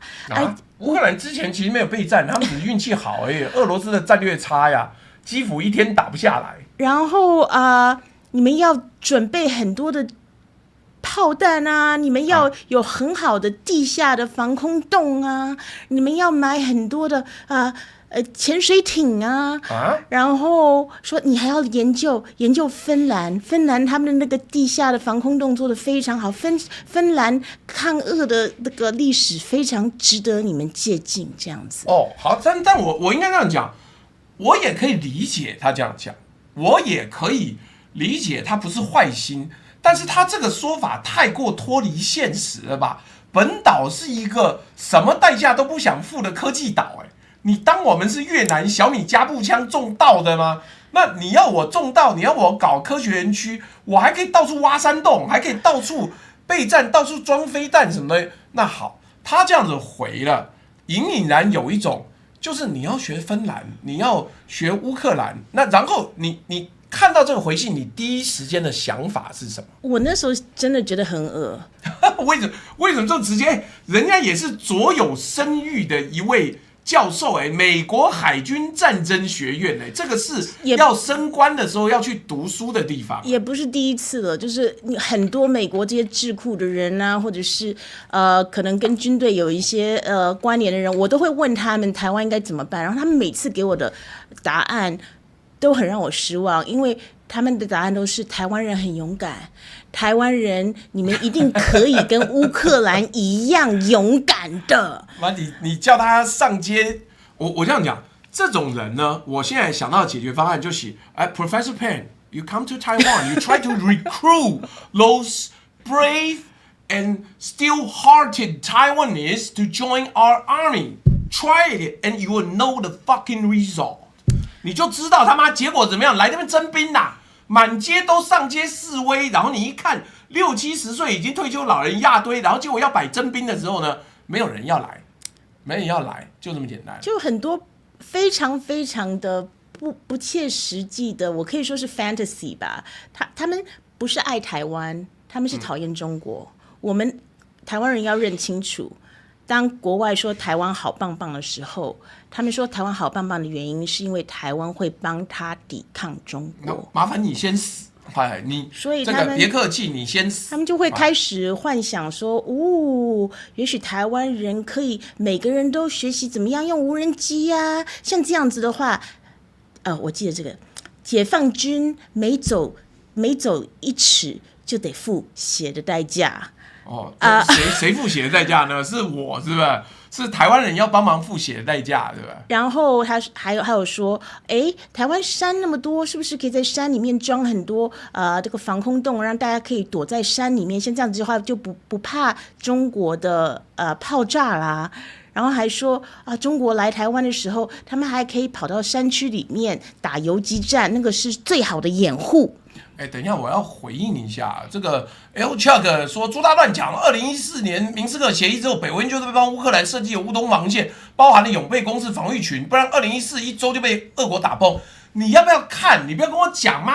俄罗斯什么乌东防线？这一次的战争是从没有成功攻陷基辅机场之后就一路败退，根本乌东防线没有派上狗屁用场，就跟当年二战的时候讲马奇诺防线是一样，人家直接跳到首都打，要不是刚好俄罗斯没有攻下机场，不然现在泽伦斯基已经在说普丁好棒棒了，已经每年去参加胜利大阅兵了。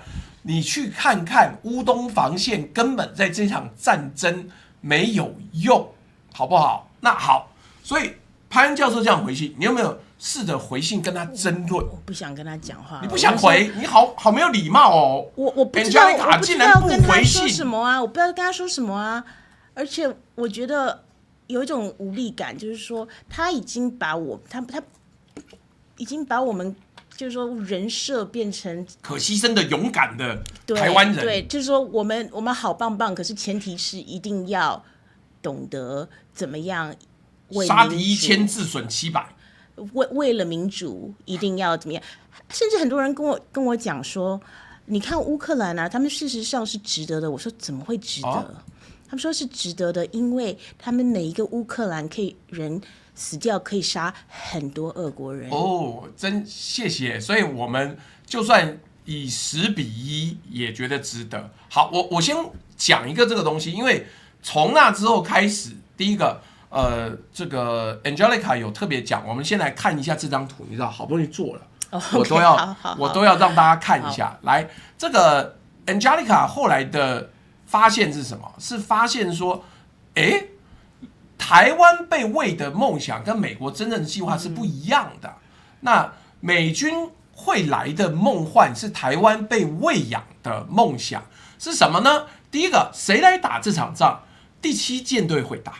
美方的代号呢，就是说Freedom at Last 或是自由民主同盟。然后真正会发生吗？没有先例。美方从来没有到任何一个战场去帮忙打仗，他这次去伊朗是跟你打仗，他没有帮忙你打仗。那些上街示威的那些幼小无助的国民，通被美方一视同仁的炸光光。然后台湾是一个隔离的岛屿，也没人提。好，那这个美国主流的说法是怎么样？请 Angelica 跟我们说一下。所以因为我是美国人，我也知道他们哪些智库是重要的，然后我看到他们2个最主流的方案，一个叫做 Hellfire，一个叫做 Burning Mode。Hellfire 地狱火，Burning Mode 燃烧的维持核。因为那个东西是那一个我不要说他笨蛋了，我最近很喜欢骂人，就是一个右派的智库，然后也是前川普政府里面的一个不知道什么人出一本书，他的这个 Burning Mode 呢是来自于固若金汤的金汤，金汤就是溶解的金属做成的护城河。那本书呢，小弟看完之后想说，干鬼嘞！你的都不看数字就对了，就是说我们有最先进的这个反舰飞弹，那个反舰飞弹，然后把中共打到飞上天。那本书里面，那本书你有没有看？我没有看那本书。我跟你讲，里面还有我们最敬爱的吴一农嘞。那好，那继续讲。他们这2个计划事实上大同小异，基本上就是我们会给你一些无人机，你们还有我们的最诚心的good wishes， 那你们就自己打吧。那你 good wishes， 可是我们在台湾，我们有这些贵耸耸的美国的无人机，不好用坦白讲，你不要想说什么美国无人机最棒，世界上目前最大最强的杀人无人机啊，就是中方跟乌克兰啊，其他都没有。美国那个东西都是又贵又笨。我要纠正你一下，不管是乌克兰还是俄国，他们的无人机的零组件都是从中国来的。是的。所以也就是说，你不管是你说乌克兰还是俄国的无人机有多高明？他们如果没有中国的产业线的话，他们是没辙的，做不了。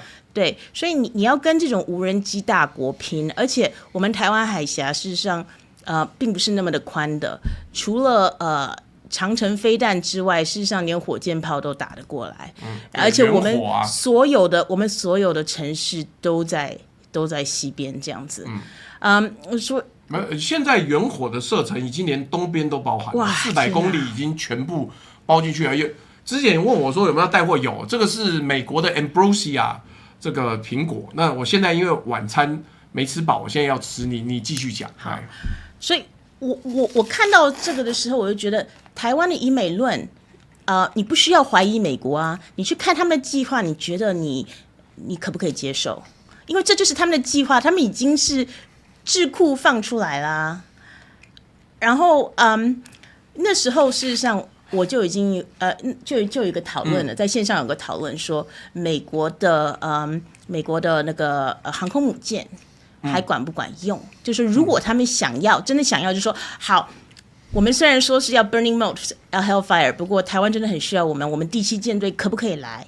那时候线上有很激烈的讨论，就说现在中国有这些 ultrasonic missile， 就是说高超音速导弹，而且不是 ultrasonic， 要 hypersonic， 要7到15倍音速。对，那时候就有人说，这些航空母舰来了，搞不好就变成一个铁棺材了，因为那个就直接可以把它打坏的。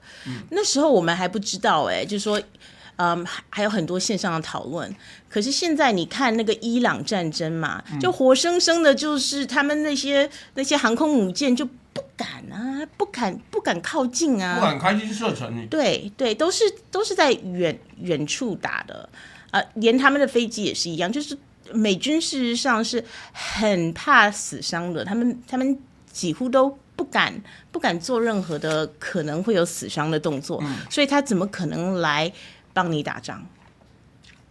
那好，那还有台湾的环境，你说就算买了武器，到时候真开打进不来，所以你要在那个之前先囤积啊，哪里有地方囤啊？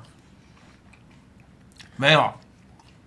我真的不知道怎么说了，我就觉得我们的任务就是创造一个超级天安门事件，让中国非常非常难看，让美国有一个很好的理由，让全世界都可以把中国看成一个超级大坏蛋。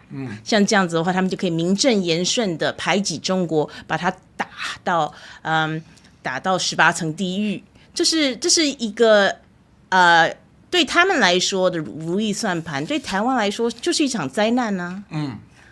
那为什么我们要牺牲自己圆他们的世界霸权梦呢？何况中国也没有中国从来没有在想要把他们打下来啊。中国一直就是想要自己更强，然后可以就是说跟大家和平相处啊，就是说台湾不说啦，这是特别的状况。不过以美国来说，他是没有想要把美国拉下来或者是害他的，因为如果他们想要的话，他们现在就可以。来这边又来了，就是讲了一个很现实的状况，因为 Angelica 一研究发现有一个状况是数学问题。我们先讲这个数学问题，然后再讲你后来去研究芬兰到底怎么样？来，先讲我们背景图就把它拿掉了。你看这个同一张表上 Excel sheet 上面2条命不是同一个价钱哦，美国兵的命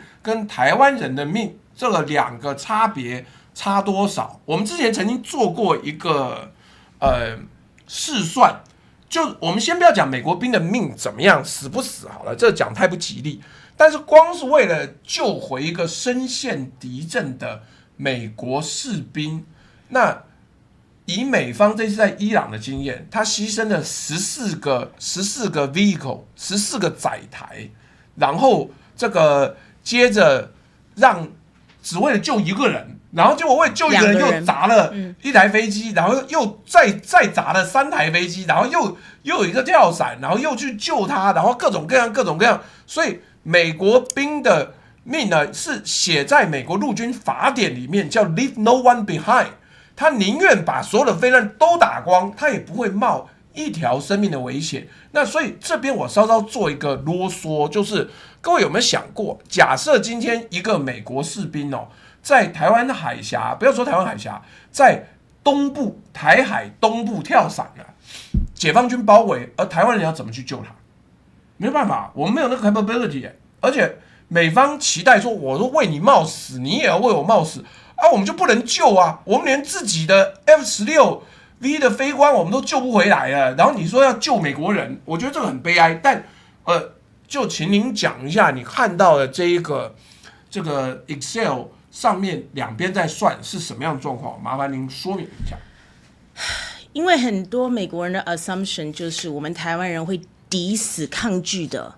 因为我们不想要变成像香港一样，香港对他们来说太可怕了，香港没有自由了。台湾人那么热爱民主自由，一定会抵死抗敌的。那他们就觉得，事实上乌克兰打得不错。然后我有时候会跟他们讲说，乌克兰哪有打得不错？乌克兰不管俄国是赢的还是输的，乌克兰都已经输了。他们国家被打得稀巴烂啊。他说，可是你不是这样子想啊，他们还是有他们的主权啊，他们还是有他们的尊严啊，他们以后还是可以加入欧盟啊。那可是你看啊，而且他们杀了很多俄国人啊。他哪能可以加入欧盟？不要再骗了，欧盟到现在都已经要后退了，而且。光是前一阵子那个什么 Dynasty Project， 就他们前方吃紧兽，后方在盖豪宅，然后那个豪宅还有防空系统结果你告诉我说前方吃紧，后方紧吃，然后欧盟会接受他们？不会，绝不会。我现在就可以讲，你未来20年都看，乌克兰不能加入欧盟，也不会加入欧盟，而且光他欠的钱，到最后要重建的时候，搞不好又是老共来干。不过我觉得最关键的就是这个值回票价这个说法，就是很多人都会说 it's worth it， 因为他们虽然说是还没有赢，可是他们打得很不错这样子。那我就发现哇天哪，你们不是就在搞一个斯拉夫人杀斯拉夫人的游戏吗？没死美国人就台湾好棒，台湾还死了2-3个人。还有一个美国人，就是而且我是认识他的，他是我的朋友，所以他说这件事情我真的非常的震惊。他说这是我们美国最划得来的投资，因为那时候美国还在那时候还是拜登政府的时候嘛。他真的讲这么明这是最好的 investment 我让乌克兰去死，然后觉得赞。因为他觉得消耗俄国，如果你要用美国人消耗那么多俄国人的国力跟生命的话，你要牺牲多少美国人啊？可是牺牲的不是乌克兰，不是美国人，是乌克兰人啊！你只要给他们一点点钱，他们就肯帮你卖命了。而且你还可以说得很漂亮，说我们是支持民主的盟友。所以事实上，有些时候我觉得，拜登并没有比川普好，有些时候还比川普糟。对，因为他们那个时候的想法也是挺让人心寒的，这样子。我觉得他们没有把这些国家的人当作人，而是当作一个民主的代身，或者是人命不等值啊，就是这样子的。他们觉得美国人命比较值钱啊。我顺便讲一下，我们置顶的那个罐头跟水果都可以直接这个贩卖，请大家多多支持，因为这个那个浩克帮我看一下，那个贴水果好像连结被我弄坏了，点不进去。那有很多水果跟这个蜂蜜，我们今天还在疯狂的寄送蜂蜜，那各位可以下单，我卖几百公斤的。哇哦！对啊，你看你这样一罐，我卖了300-400罐，那所以本台已经成为一个曾经有最多蜂蜜的一个地方。所以好，那如果是这样子，你的朋友就跟你讲老实话，就 Angelica， 我跟你讲，对方死那么多人很划算。他不会这样说，他会说，我们美国赞助他们那么多武器很划算，因为我们没有损失一个人可是就消耗了俄国很大的国力，这样子。哦，兵不血刃就对了。因为血的不是他们的血啊。对。而且他们还可以感觉自己很高尚，这样子，因为他们在支持民主。well， 这个真的很奇妙。好，那我接下来要进到了美国友人的真心话这一段了。这个我们就依序来讨论一下。所以，当你真正开始讨论，对台湾来说，豪猪战术意思是同时要把自己弄死，然后把你的那个 Elbridge Kobe 不是有讲吗？你最好把你的这个国防预算弄到 GDP 的10%，我算一下，2兆4000亿台币。天哪！2兆4000亿，而且他说每年per month， 你没有钱的问题，而是你买不到这么多东西。美国没有这么多东西，他不买，好不好？那这个我再继续往下讲。那你开始在网上跟大家讨论这个东西，除了 Elon Musk 转贴过你的核能论之外，后来到底有没有利用那个来做一集啊？台湾很少，不是很少有人，台湾没有人，除了他之外，发文被 Elon Musk 转贴过，这个是很少见的。那有网友不知道，我们先讲一下，那个时候 Elon Musk 转贴你的文章是为什么？对，因为事实上他是挺核的啊，他只是不做核能，他做电池跟电动车，可是他一直觉得反核很笨，这样子，所以就事实上现在国外挺核是一个很酷的事情，没有什么人反核，反核已经是一些老掉牙的左派对才会做的事情，一点都不酷。对，这个就是我们最近在带的烤玉米，所以这个你知道黄仁勋有去士林夜市啊，不是士林夜市，那个饶河夜市吧，还是哪个夜市？算了，我也忘了。他有吃那个，他有想要去买那个烤玉米，你知道，就那个玉米在那个路上，你有看到那一段吗？然后他因为他想吃，所以就跟老板讲说，那这样子啊，老板，我好想要插队啊，不如现在所有人都我请客，可不可以让我排第一个？于是他就直接拿走了2个，然后后面的人负责掏钱就拿走。有钱还是很简单的，简单这个东西好吃哦。我们今天会大量出货，你如果要下定，赶快下定。是饶河夜市的。那所以Elon Musk 也认同能源很重要，对，而且不能够为了任何愚蠢的原因反核，所以他就转贴你的文章。然后在那之后呢，你还有在继续跟网络上的各种各样的网友讨论关于台湾现况的东西。来，我们就慢慢的讲，你遇到了哪些事情，哪些状况？基本上很多人都不能接受我是一个台湾人，然后我不觉得我不觉得台湾可以跟中国杠上中国。台湾对，因为现在我觉得我们国际的友人乐于让台湾变成一个刺激中国的工具。他们很喜欢看小小的台湾在中国前面撒野，他们觉得看得很爽。可是呢，我自己的观点是，台湾一定要跟中国谈。台海问题不是一个军事的问题，它是一个政治的问题。等等，我倒回去，我们刚刚讲，在进入台海不是这个军事问题，是政治问题之前，因为你实际查过了所谓的芬兰传奇，对，是一个很特别的案例。那请问一下，每一个人都讲说我们要像芬兰，我们要像芬兰，我们要学芬兰有3/4人可以躲在地底下的防空洞，我们要学芬兰致死抵抗俄罗斯、苏联到最后一刻。请问你学过、查过资料，芬兰到底是什么状况？你说清楚。为什么你看了芬兰之后就觉得更绝望？不可能是一个军事问题，而要变成政治问题啊！因为事实上，那个时候网络上，现在也是哦，现在也是网络上的北欧人、芬兰人非常非常的排俄，然后他们很自然的就讲到以前的那个祖宗多彪悍啊，在那个冬天战争，在冰天雪地里面。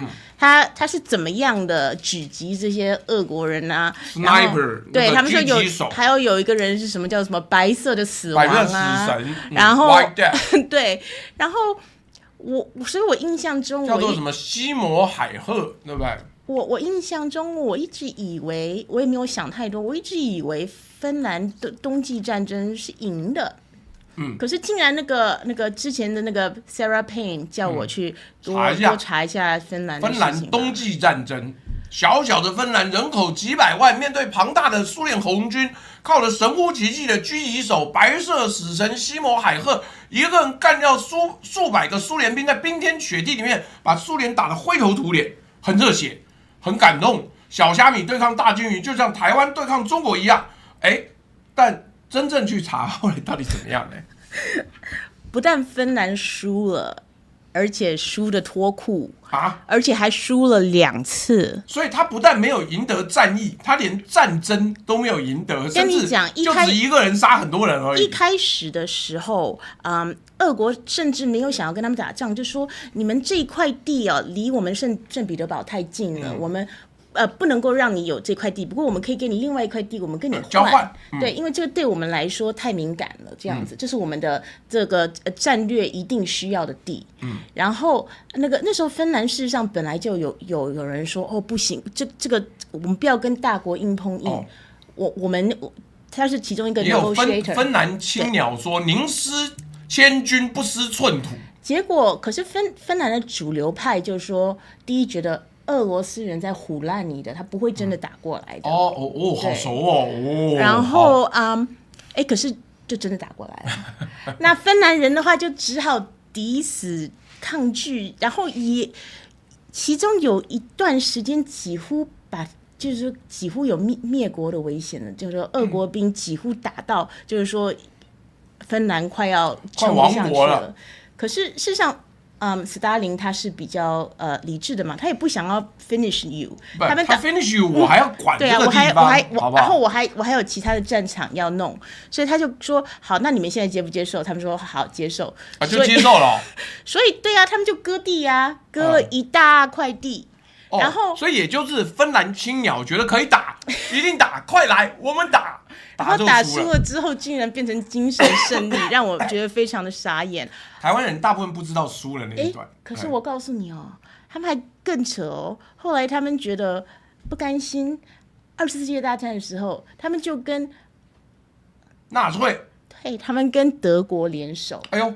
他们跟德国联手，想要再跟俄国 PK， 把以前的领土抢回来，结果了不起又输了。哎呦，干台湾敬佩的对象也输太多次了吧？然后输的脱裤，然后这次就是不但是输了，死了很多人啊，要称这个跟纳粹战友的骂名，而且他们是真的有做坏事的。他们那时候的那个 Siege of Leningrad，就是那时候列宁格勒是吧？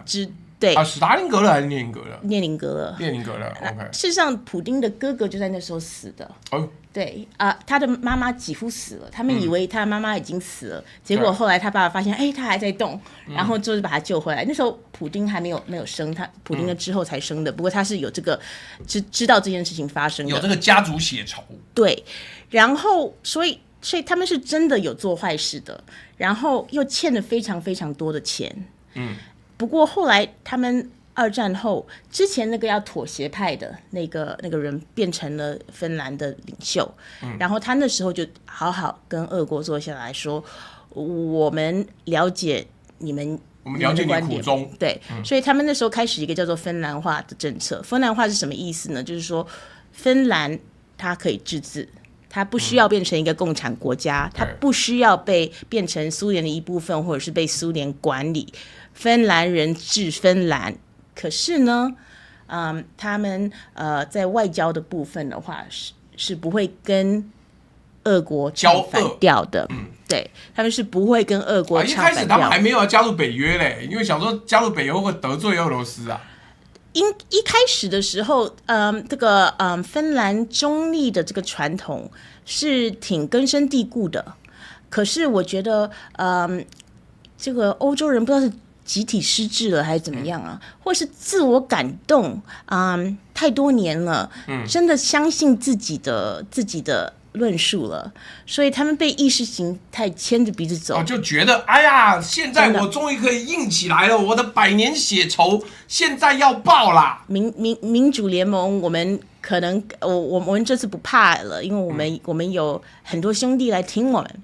哦，也不是，是美方也不就其他各方，俄方也没时间管你，他要先把手边更大的土地到时候处理掉。哎，那个华哥讲说快800赞啊，各位还记得赶快去按赞分享，开启小铃铛啊，因为华哥上次就是到800赞，他就再抖10个会员，请大家多多支持，好好的玩一玩，不然我们这边有那么多人从来没有抽到过会员，也真是。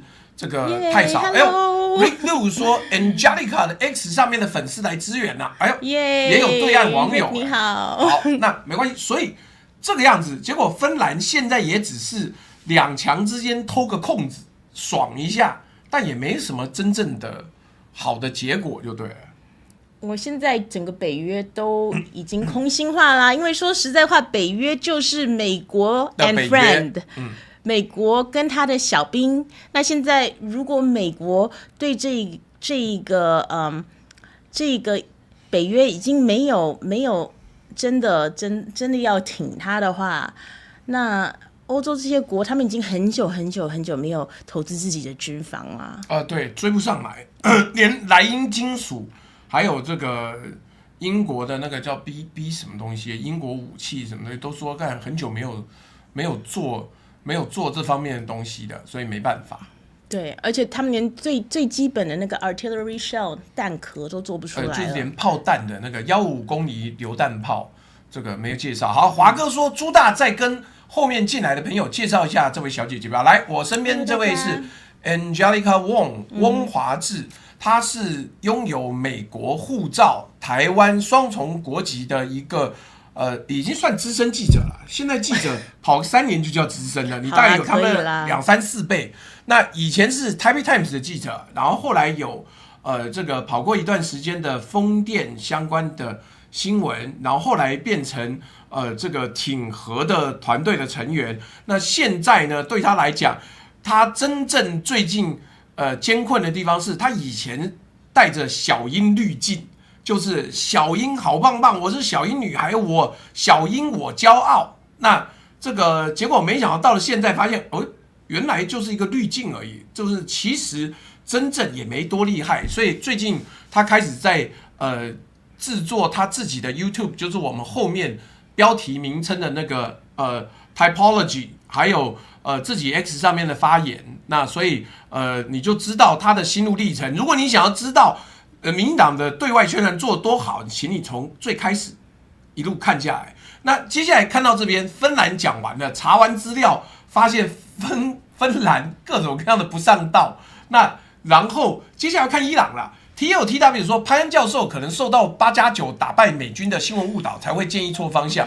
这个坏掉龙九说，美国加中华民国的这个飞弹总数都还没对岸多，到底哪来的？这个自信在那边哇哇叫。坏掉龙九说，超哥斗内解决核电很简单，打包直接让 G1 技术入股，分30%，应该有个几百亿美金直接送。反正台湾目前人均赚老美的钱是大陆的43倍，送几个电厂应该小 case。你搞错了，这个人均不是我们每个人都分到那么多，是只占7%到10%的高科技业赚很多，不是我们。然后华哥又斗内了330，然后 Winston Robbie2.0 说，这个老阿嬷就是 Professor Penn， 就是冷战的剩遗物，活着的冷战脑，他们就是要看到血流成河，还是流别人的血。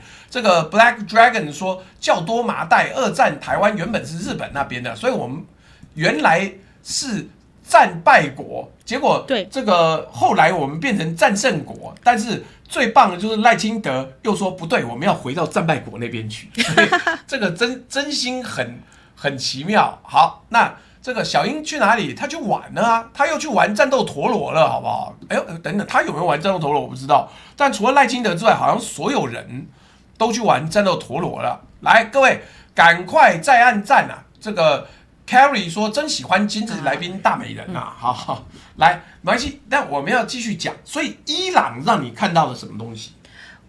伊朗开始打的时候，没有效率的。那因为 air superiority 就是空中优势，对，是很重要的一件事情。就是通常有了空优，像美国以前打伊拉克的时候，有了空优就就没事了，因为就一路压制，一路压制。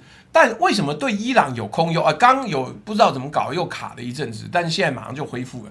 所以这个 Angelica 的意思是说，身为一个记者，看到美国有空优，照说应该快快结束了，但结果没有。没有，美国不敢，就算在有空优的状况下，他也不敢飞在伊朗的上空。然后伊朗的飞弹是没有停的呀。因为我在战前，很多人说，我们大概打个2个礼拜吧，可能那时候伊朗可以有来有回的。可是之后，我们把它的 missile launcher 火箭发射台全部通通摧毁之后，伊朗到时候就只能躺在那边挨打，然后到时候美国就可以怎么样怎么样。而且我们又把他的大阿亚托拉杀了，我们赢麻了。他们的宗教领袖对，可是后来事实上根本没有像这样子。好像到时候发现美国人完全搞错状况了，那个大阿亚托拉才是最大的温和派。他其实想要谈的，就是你把想要谈的人杀掉，你被以色列误导，好不好？对，他们已经做过很多次这件事情了，人家要和谈，然后之后杀了要和谈的人，然后甚至有川普还说，我不知道跟谁谈了，他们都死了。废话，都被以色列杀光了，以色列没有要谈呐。对，然后到时候我觉得最惨的是那些海湾的这个美国小兵，因为他们以为我们有这些美国的这个基地军队的基地在我们的领土上，就是一个保护，结果没想到刚好目标变成了目标，而且美国人要做什么下三滥的事情，就比如说炸电的设备啊，或者是炸油井啊，或者是炸什么东西，他们就会以牙还牙。可是不一定是，当然美国炸不到，以色列都比较远，所以比较难炸。可是你知道吗？不管是 UAE 啊，或者是科威特啊，他就在旁边呢，所以他马上可以打不到美国本土，但他打到你，以牙还牙。科威特好像从这个战争开始之后，他就没有办法输出任何的石油了。对。然后有一段时间连阿联酋的机场都不能飞了。对，非常非常的恐怖。这些国家都是他们国本都已经受到了动摇了，而且他们事实上很多人说，哎呦，台湾跟美国买这些飞弹啊、飞机啊，也算是一个保护费。那我们的保护费能够付的比阿联酋多吗？没有办法。他们可是阿联酋、沙烏地阿拉伯，他们买的可是买 F-35而且是买大量的。所以如果那么多的保护费，台湾还买不到 F-35我们买到一个次级的 F-16V， 而且最大的问题是连 F-35都被伊朗打掉一台。所以他们就只能在那边让他们自生自灭，好像美国只有一个同盟是真的真心的，那就是以色列。其他人都好像是觉得怎么样，你自己保护自己啊，是你自己的问题啊。那我觉得很心寒呢，因为这些海湾国家，尤其是那个 UAE 啊。他以前不是没有贡献过美国啊，不但是买军购，而且投资美国的企业。美国的 AI 那个AI 股涨得那么猛，很多都是海湾国家的投资啊。对啊，他那个Saudi Aramco 是不是？沙地阿美是他们大量投资美国的产业。所以我真的很奇怪，什么给台湾人这个自信，觉得我不能以美论哦，以美论是阿共的阴谋哦。你有没有看到美国现在在对其他的盟友在做什么东西？就是想办法让你倒霉，你跟着完蛋。你为什么觉得你会跟别人不一样？台湾的命其实还更低耶，因为川普永远都在骂你说偷走晶片、偷走兵线，我们是小偷。你还要幻想台湾这个美方会去保护台湾，我觉得这个太难了啦。所以我真的不知道该怎么说了。因为我不要怀疑，你就相信美国人就好了。你不是以美论，你是仔细的坐下来了解美国，然后你相信美国。事实上这样子就可以了。不要多想。因为翁履中那个老师他说的很好，他说台湾有挺美派，也有挺中派，可是为什么我们没有知美派跟知中派呢？我们可不可以多花一点时间了解美国，了解中国，而不是自己吵来吵去的，对不对？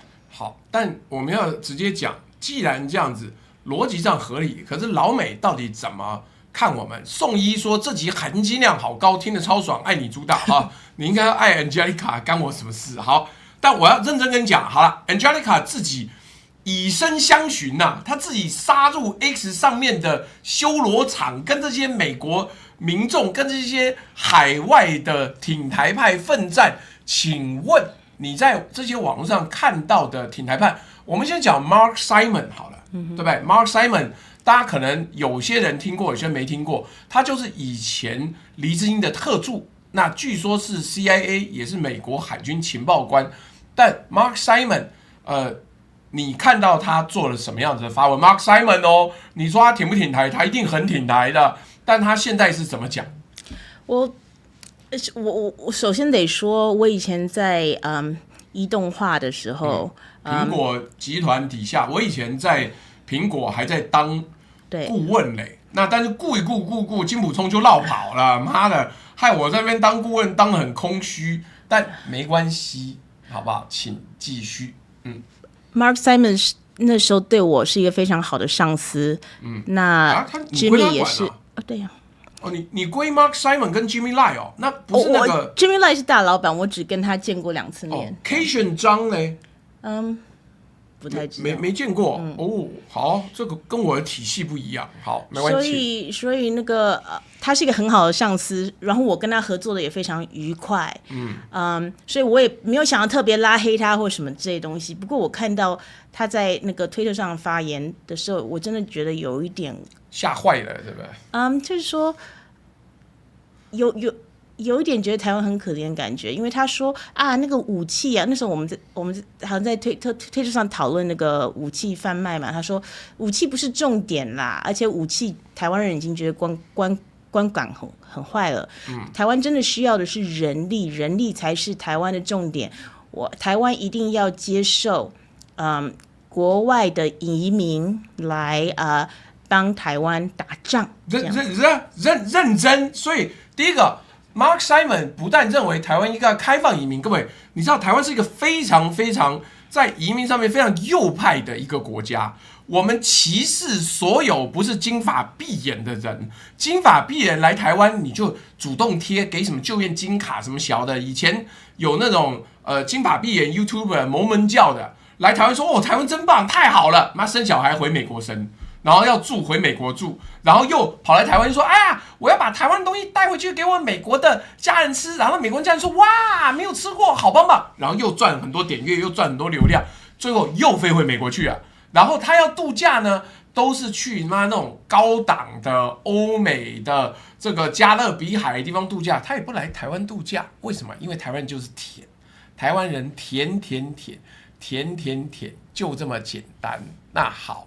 我觉得，各位赶快点赞啊！我们再差90个赞就已经进到这个800个华哥可以在斗内会员给大家好好的享用。好，所以 Mark Simon 这样子，他到底怎么想的？他怎么会觉得第一个台湾会开放移民政策，第二个开放来的移民会愿意加入军队帮台湾打仗？这瞎小，这个我真的。还有另一个我真的不能接受的是，他说了，我们一定要施压，直到他们接受这件事。他的意思说，他不但觉得这是对的，而且我们要施压赖清德，让他接受大量移民，然后进来台湾之后帮台湾打仗。他都没有想过这要怎么做吗？你想想看，你在台湾已经歧视这些移民了，那些越劳、那些印佣、那些泰劳，那结果你现在把他们引进来之后，让他们拿枪拿炮，哇，开不开心？这让我质疑的是，第一，如果你有这些人移民来台湾当阿兵哥的话，如果真的打仗的时候，他们为什么要留在台湾？他们都有另外一个护照，他们随时都可以走，所以这逻辑上已经是有问题的。第二，你不是说台湾是一个主权的国家吗？你不是说台湾自由民主是很宝贵的，台湾的自主权是很圣洁的，不能够让中国干预吗？那为什么美国就可以给台湾一些压力，让他们接受这个佣兵移民这件事呢？所以，我那时候觉得怎么可能？而且他们为什么不逃呢？对不对？我今天拿钱打仗，然后结果我被困在你这边，又没有拿特别多钱，那我直接双手一举，我就叫我国家撤走我就好了，撤侨。我这样讲没有要歧视，因为 Angelica 实际上只要开战，他就去 AIT 报道了 ，AIT 要负责把你们送回去。那怎么可能当真要让他们来当兵呢？而且我这样讲，台湾目前的军队还打不过移工嘞。而移工又打不赢解放军，那你这个到底是干嘛？我真的觉得很好笑，而且不是他一个人的主意，事实上我有跟其他的美国人，他们很多人都像这样子想，就说台湾需要让大量的移工进来台湾的军队这样子。我也很纳闷，他们为什么会有这样子的想法。他们的逻辑要如何自圆其说呢？你生在台湾，你是台湾人，你跟他讲说这根本不合理呀、而且你有一个新闻，我跟你讲，因为网友一直在提，你知道有绿扁帽在台湾吗？有。好，他们是不应该在这边的。They are not supposed to be in here。那而且实际上，那个 Nancy Pelosi 来台湾的时候呢，那个 GRU 就是最高阶的海豹队员也来台湾，他们的目的就是 Nancy Pelosi 如果出什么事要把他撤走。那好，这个我不管，我们扯远了。但最妙的就是呢，那个绿扁帽跑去金门还是马祖啊，我有点忘了。他去马祖训练当地的那个士兵，就晚上就去那个越南店喝酒，喝酒喝一喝呢，就被当地的流氓打输进医院。那各位，我们这样讲啊，各位，这个新闻有多棒？那个 AIT 一定不敢往上报。美国派出来最强的绿扁帽部队来台湾当教官，结果被2个流氓打垮了，而且事后不敢追溯、不敢追究、不敢上新闻啊。澎湖不敢追究、不敢上新闻，然后就悄悄的就走了，因为打输了。你看我们的八嘎九，我们的澎湖外岛的地痞流氓多强。那你看这个我没办法理解啊，这个到底是怎么样 ？Winston Ruby 说，谁能够确保移工拿起枪之后枪口不对准台湾老百姓？当然不确定了。花鱼说，亲爱朱大姐节哀没有问题。所以这件事情是很妙的，绿扁帽真被打爆，打到住院呢。那你说这些地痞流氓都比绿扁帽强，那当然也比我们国军强啊。那这好，那所以。好了，他们都同意要找外国移民来台湾，都没有人想这些不会有治安问题什么东西吗？你可能要请 Mark 来上节目吧，我不知道。Mark 现在也在美国爽歪歪，他老板都已经被终身监禁了，他有在台湾吗？我不知道，他应该没有在台湾的。okay. 好，那澎湖的民兵这么厉害，然后再来还有什么样子的回应呢？你在网络上讨论的时候，遇到我们这些好了不起、好棒棒的美国人，我觉得他们不能够接受我说，如果你要我选择香港或者是乌克兰的话，我会选择香港。不能选澳门是不是？澳门很开心啊，澳门还有赌场，澳门每年不用缴税。我事实上挺喜欢一个说法，就是我觉得不是一国两制，一国两制有一点不精确，说是一国 N 制。因为澳门跟香港它的制度也不一样啊。而且中国事实上他们有特别把很多以前不是移民地的，或者是特别历史时空背景的地方，就比如说海南岛被他们圈出来了，他们有不同的规矩，或者是以前深圳的也是特别的，对不对？所以事实上中国是一个很大的地方，可是他们会因地制宜，对。所以我觉得，如果我们台湾想要保存一些我们生活的方式的话，我们一定要整理一个方案。那你要认真思考，跟对岸有一个 Plan B 接口说，为什么我们的生活方式跟你的国家利益是不抵触的？那有没有办法谈？如果有办法谈的话，那我们事实上有比较大的可能性可以跟中国得到一个两边都满意，可能不是100%满意，不是两边全满意，但是可以接受。对，两边可以接受，不需要打仗，不需要流血的方案。那像这样子的话，事实上不管是大陆或者是台湾都是赢家，输家只有是美国。输家是美国，为什么输家是美国？等等，我要先讲，我们现在按赞只剩20个就要破800了，赶快各位所有的网友现在听到，赶快去按赞，然后马上就有10个会员可以让大家抽，好不好？那好，那为什么在这个案子里面，两岸和平或者两岸和谈，输家是美国？我事实上很怀疑现在，台湾有没有跟中国认真谈的本钱？因为美国现在越来越没有了啊。问题并不是中国，我觉得美国也可能是一个问题，因为美国会让台湾就这样子离开吗？美国事实上会非常非常不希望看到台湾跟中国大陆的和解的。那不然你就来挺嘛？啊，你又不挺，等等，我跟你讲，来，身为一个美国人，你会不会觉得我们台湾又在瞎搞？第一个，我们蓝绿白对抗，搞了半天，妈1.25兆，你们不开放，不全部通过，你们这么人渣，妈你就是叛国，太可恶了。就川普一句话说，I will think about it，我要再想想。然后好，结果他说我要再想想。那个 Hexas 到香格里拉会谈的时候，讲香格里拉会谈说，我们没有要军售给台湾，交给川普决定。你知道台湾媒体怎么报？他说大家不用担心。Hexas 没有说不卖台湾军火，天哪，他说要交给这个人决定。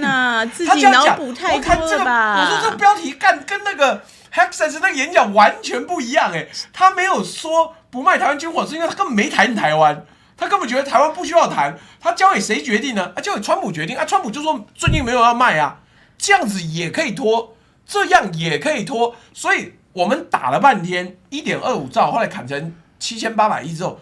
原来一场空，通通都是竹篮打水，根本美方也没有要卖。看华哥，你送了50个会籍现在现场还没有拿到的，就表示你真的太过非洲人了。50个怎么发完啊？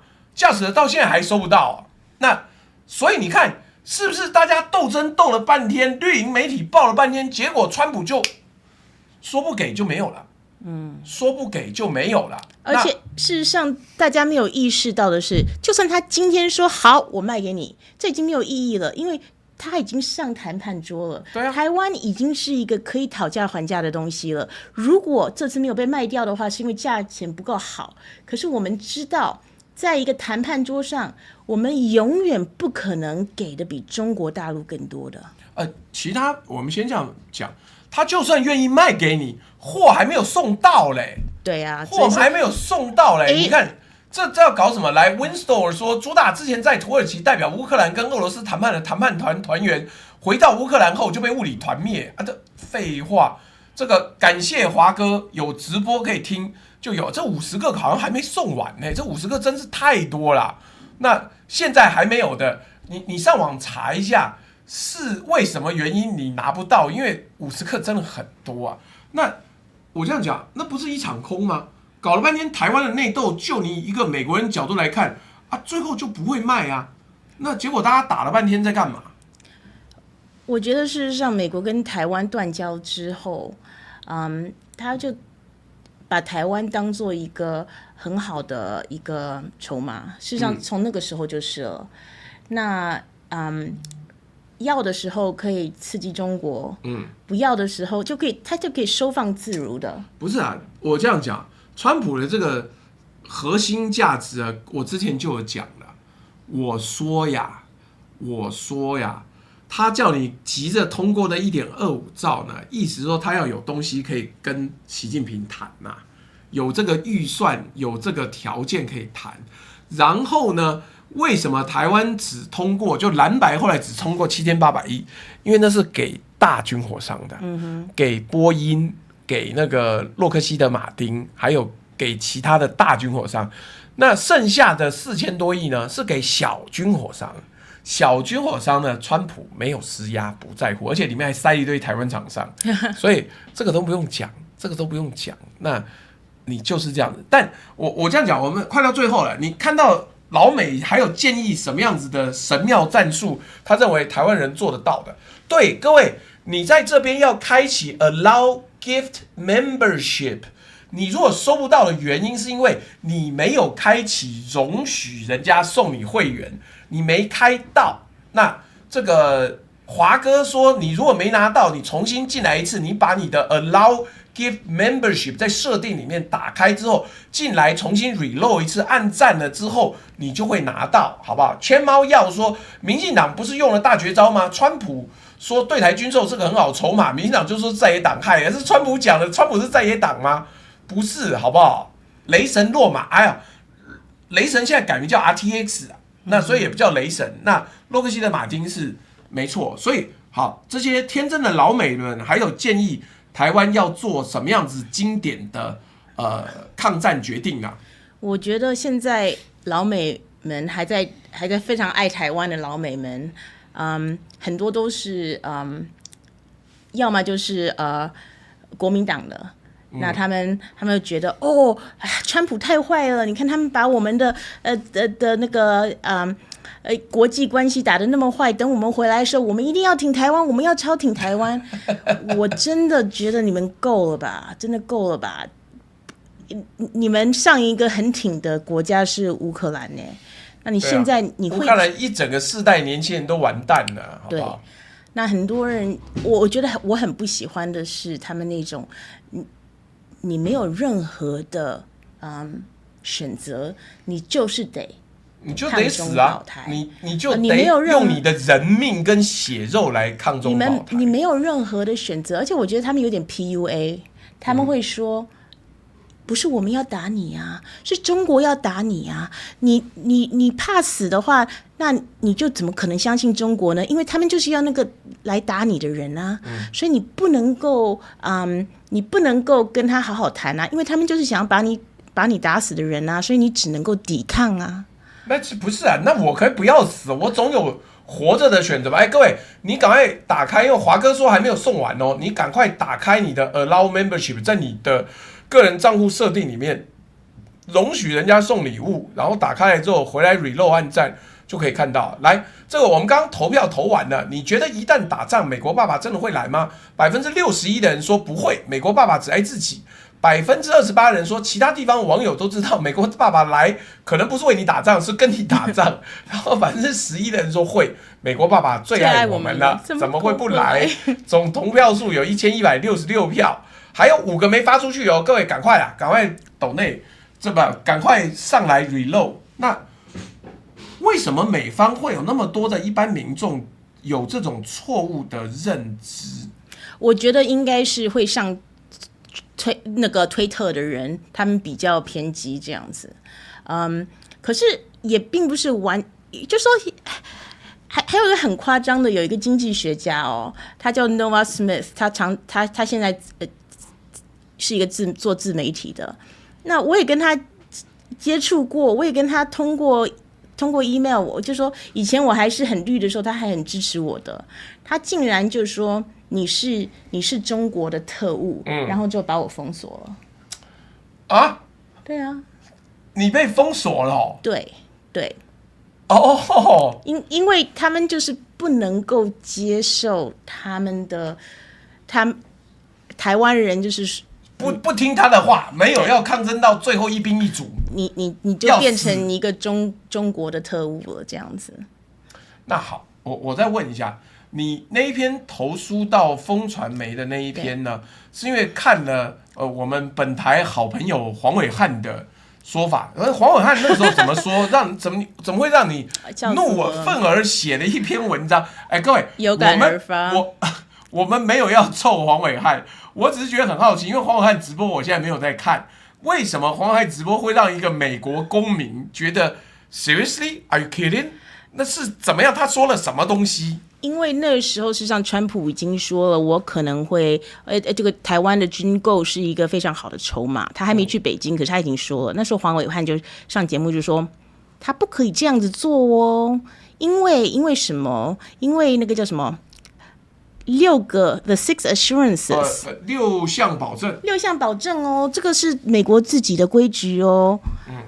6项保证，后来去查一下，6项保证什么都不是，6项保证它就是一个 cable， 它是一个 promise， 对，因为它就是 someone's promise， 对 not even MOU。Memo of Understanding 都不是，也不是一个 treaty， 也不是一个 agreement， 是6项保证 ，six promise 是 assurance， 真是弱到一个不行。就我跟你讲说好，没关系，乖，听话。然后他就在那边说，当然啦，这个好像这个川普真的会像这样子做，可是这样子做是不对的。哦，什么时候轮到台湾说川普对不对了？他说不是我说，当然我不是谁，可是这是他们自己的6项保证，说是不可以的。那，come on baby， 这个6项保证是当年雷根时候说的。雷根说：“你以为是妈圣旨有凡我子孙永保护吗？没有，是那一代讲的。那一代讲了之后，后面人要不要听看状况。那你怎么觉得自己能够干涉美国内政呢？川普说不就不啊！而且川普是什么样的人？他做了什么样的事情？他什么事情没有做的？他想要做的事情，他什么事情是因为犯了规矩，所以他不做？有这件事情吗？没有啊。他想做的事情他都做啦，不管是打破什么样的规矩。所以我就不知道黄伟汉为什么会有这个自信。然后我也觉得真的很奇怪，为什么台湾人别人都不骗你了，你还要在那边自己骗自己，很可怜呢。这个我是觉得，我不知道大家知不知道，我还是要再讲。我本台基于科普，我们也不批评其他人。但是川普本人早在去北京之前就已经违反了6项保证，其中的一项天条叫做永远不可以跟中国讨论对台军售。他已经推翻了。对，所以事实上现在说会不会打电话给赖清德啊？什么会不会军购会不会下来啊？这都已经没有了。因为这个6项保证就是一个这个台湾跟美国外交非常脆弱的一个 document， 不过就是一个算是一个断粮了。somehow 是一个 document， 而且即使这么弱，它还是某一个可以确定的 document。谢谢这个 TikTok 这边的 fan 走火烧老二小跟台湾这个政极国太平民安，还有国运，这个字看不懂，还有什么什么，这个好，谢谢你们的抖内。不是，是真的，川普已经没有在跟你讲这个，你还在混，麻烦看国际新闻好不好？麻烦认真的做。所以我觉得，你不需要爱中国，不过你也不需要恨美国，可是你需要尊重自己，然后你要对自己的安全负责。那有很多人都说，外国人最爱说，台湾人自己的 agency 一定要被尊重，这样子。如果你尊重自己 agency 还是 agenda， 他会说 agency， 就是说台湾人的自主性一定要被尊重。那我自主啊！你看 Angelica 现在他既是美国人也是台湾人，他觉得这个事情可以谈，那结果他就被封锁，说是吗？那个中共特务。反正我觉得，如果台湾人真的要用他们的自主性的话，一个正在用他自主性的台湾人叫做郑丽文，他去北京做和谈，他去美国，我们看他得到什么样的待遇。这边我们猜测一下，我个人是觉得他可能见不到什么人啦，差不多了，就是开开心心就好了。那你觉得郑丽文这次去美国会有什么突破性进展吗？我觉得是像这样子的，我觉得我们可以用郑丽文的这次美国之旅，来看一下川普跟习近平谈的这个，他们叫做什么战略性的稳定啊？是不是有 strategic stability？ 对 ，constructive strategic stability， 还有一个 constructive 建设性的。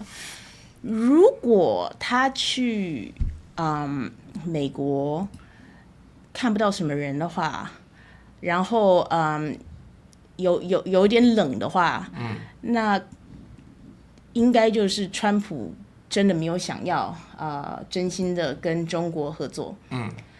如果他给他的待遇是比较好的话，也许这次中国跟川普真的谈到什么的，因为我觉得郑丽文的路线是跟这个 constructive strategic stability 比较接近，是非常互补的，可是跟民进党非常抵触。民进党那一套跟那个战略性的稳定没有稳定哦，民进党是战略性的跳动。对，所以事实上是比较跟现在国民党的路线比较融得起来的。不过我也不知道，现在大家都不知道什么事情会发生。他们已经出发了，现在可能飞到美国了吧？我猜。对。那所以到底会怎么样？坦白讲，我们也搞不清楚。那所以这个事儿呢，就只能说大家好好谈一谈，那看看怎么样吧。对。那但是到底怎么样，我们也不知道。那所以简单来讲，你觉得接下来要怎么走？台湾，你认为我们最后做个建议好不好？请大家这个不要抱怨一个美国人怎么看，他既是台湾人也是美国人，那他认为他有一个做法可以让大家好好的思考。而且对不起，马英九那个事情，因为你们一直洗，我只好回应一下。我跟你讲，现在老马那个事情呢，你就看任何告诉你说，哎呀，我们支持马英九啊，绝对要打到底的，他妈都是党派来的。那现在你有看过很奇怪的绿营前所未有的支持国民党的这场内斗？那为什么？因为对民进党有利嘛。那你这样子懂着反着看，谁跟你说一定要听他的，那就是表示党现在有意见。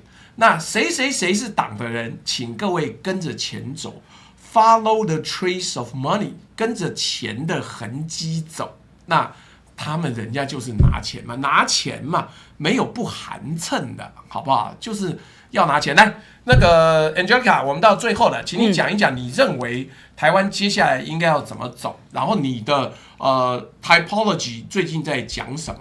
好。台湾人现在要做的最重要的事情就是看清现实，不要逃避，真的不要逃避，因为现在这个世界变动的太快了。你如果让这些让自己在舒适圈里面觉得可以维持现状到天长地久的话，我可以告诉你这不可能。而且美国跟中国大陆的那个力量差的，美国现在的能量失去的非常非常的快，可能这次的伊朗战争会越来越糟糕，所以到时候台湾的筹码事实上是越来越少的，所以趁这个时间赶快多学习，多看清楚，多了解中国大陆。我觉得如果你了解中国大陆的系统，你了解中国大陆他们到底是想要做什么的话，第一个你会觉得他们管理的不错，然后第二你会觉得对，这人没拿红钱哦。我们后面斗内那是红钱，他没有分到。我可以这样子说，如果你觉得川普跟习近平哪一个是比较不会背叛你的人的话，那我不要说你一定要相信习近平，可是你觉得川普是一个可靠的人吗？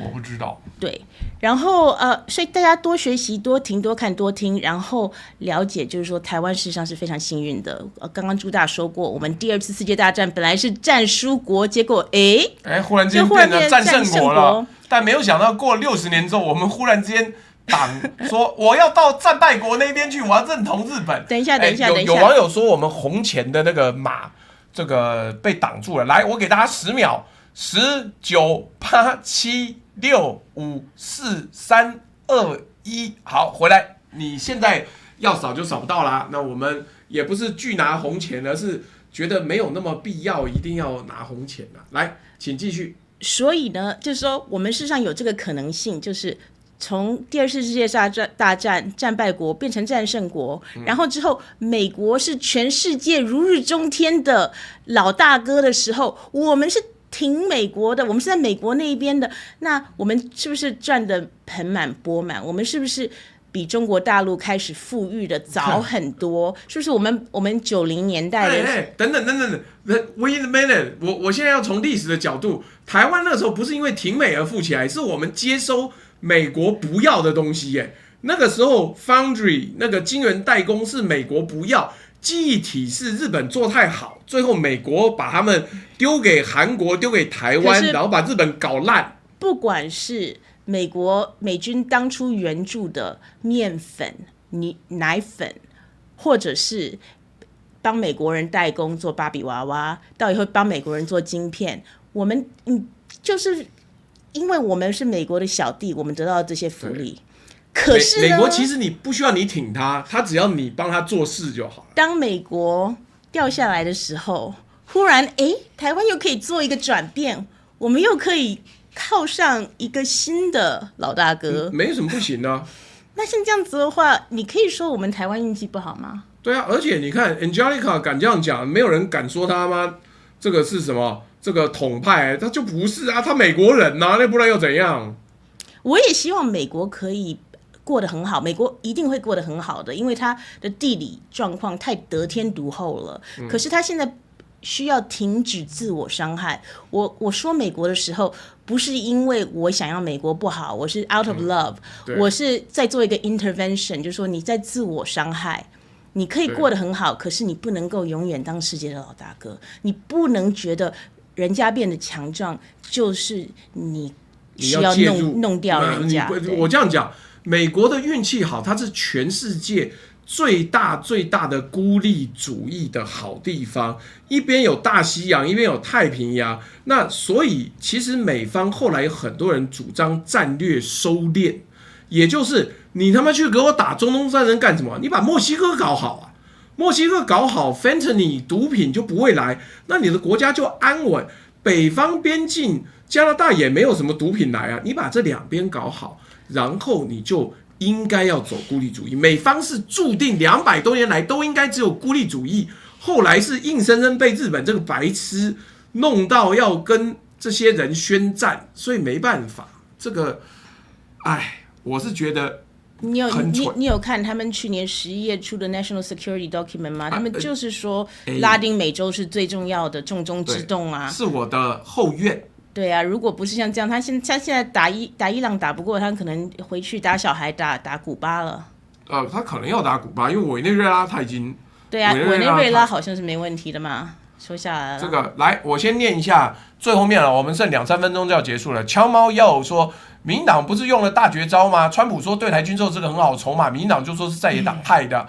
然后 Dance Boy 69说，第10当权判伟案就是战情。2位和养乐多 Miller 赏说，台湾人是有战争记忆的，只要回想起美军如何轰炸台北的状况，就会比较认真思考战争这样的事情。只是现在政府不会。Jennifer Chen 说，来宾说的非常好。05是华哥说，我们台湾只要转个念，未来日子会超好过的，自己细品。爱虾米说，这个感谢华哥赠寿汇集，请问来宾是名字很 man 的那一位吗？就说的是翁华志的，你是我有一个新名字，大家可以叫我什么？因为我的英文名字是 Angelica， 所以我上宅宅的节目的时候，我们就开个玩笑说，叫我当归姐，因为 Angelica 是当归这个药材的英文名字。哈，当归的英文叫 Angelica， 你这样更红统啊！妈，台湾有很多对岸网友叫小当归耶，干这个刚好就是我的英文名字。当归的药材叫 Angelica， 对，为什么？没有任何的语言或者是拉丁文的什么东西，所以真叫当归啊？对啊，它叫做不是，对不起，应该这样讲，当归真叫 Angelica。没错啊。好，它是一个植物的名字，刚好在国外叫做 Angelica。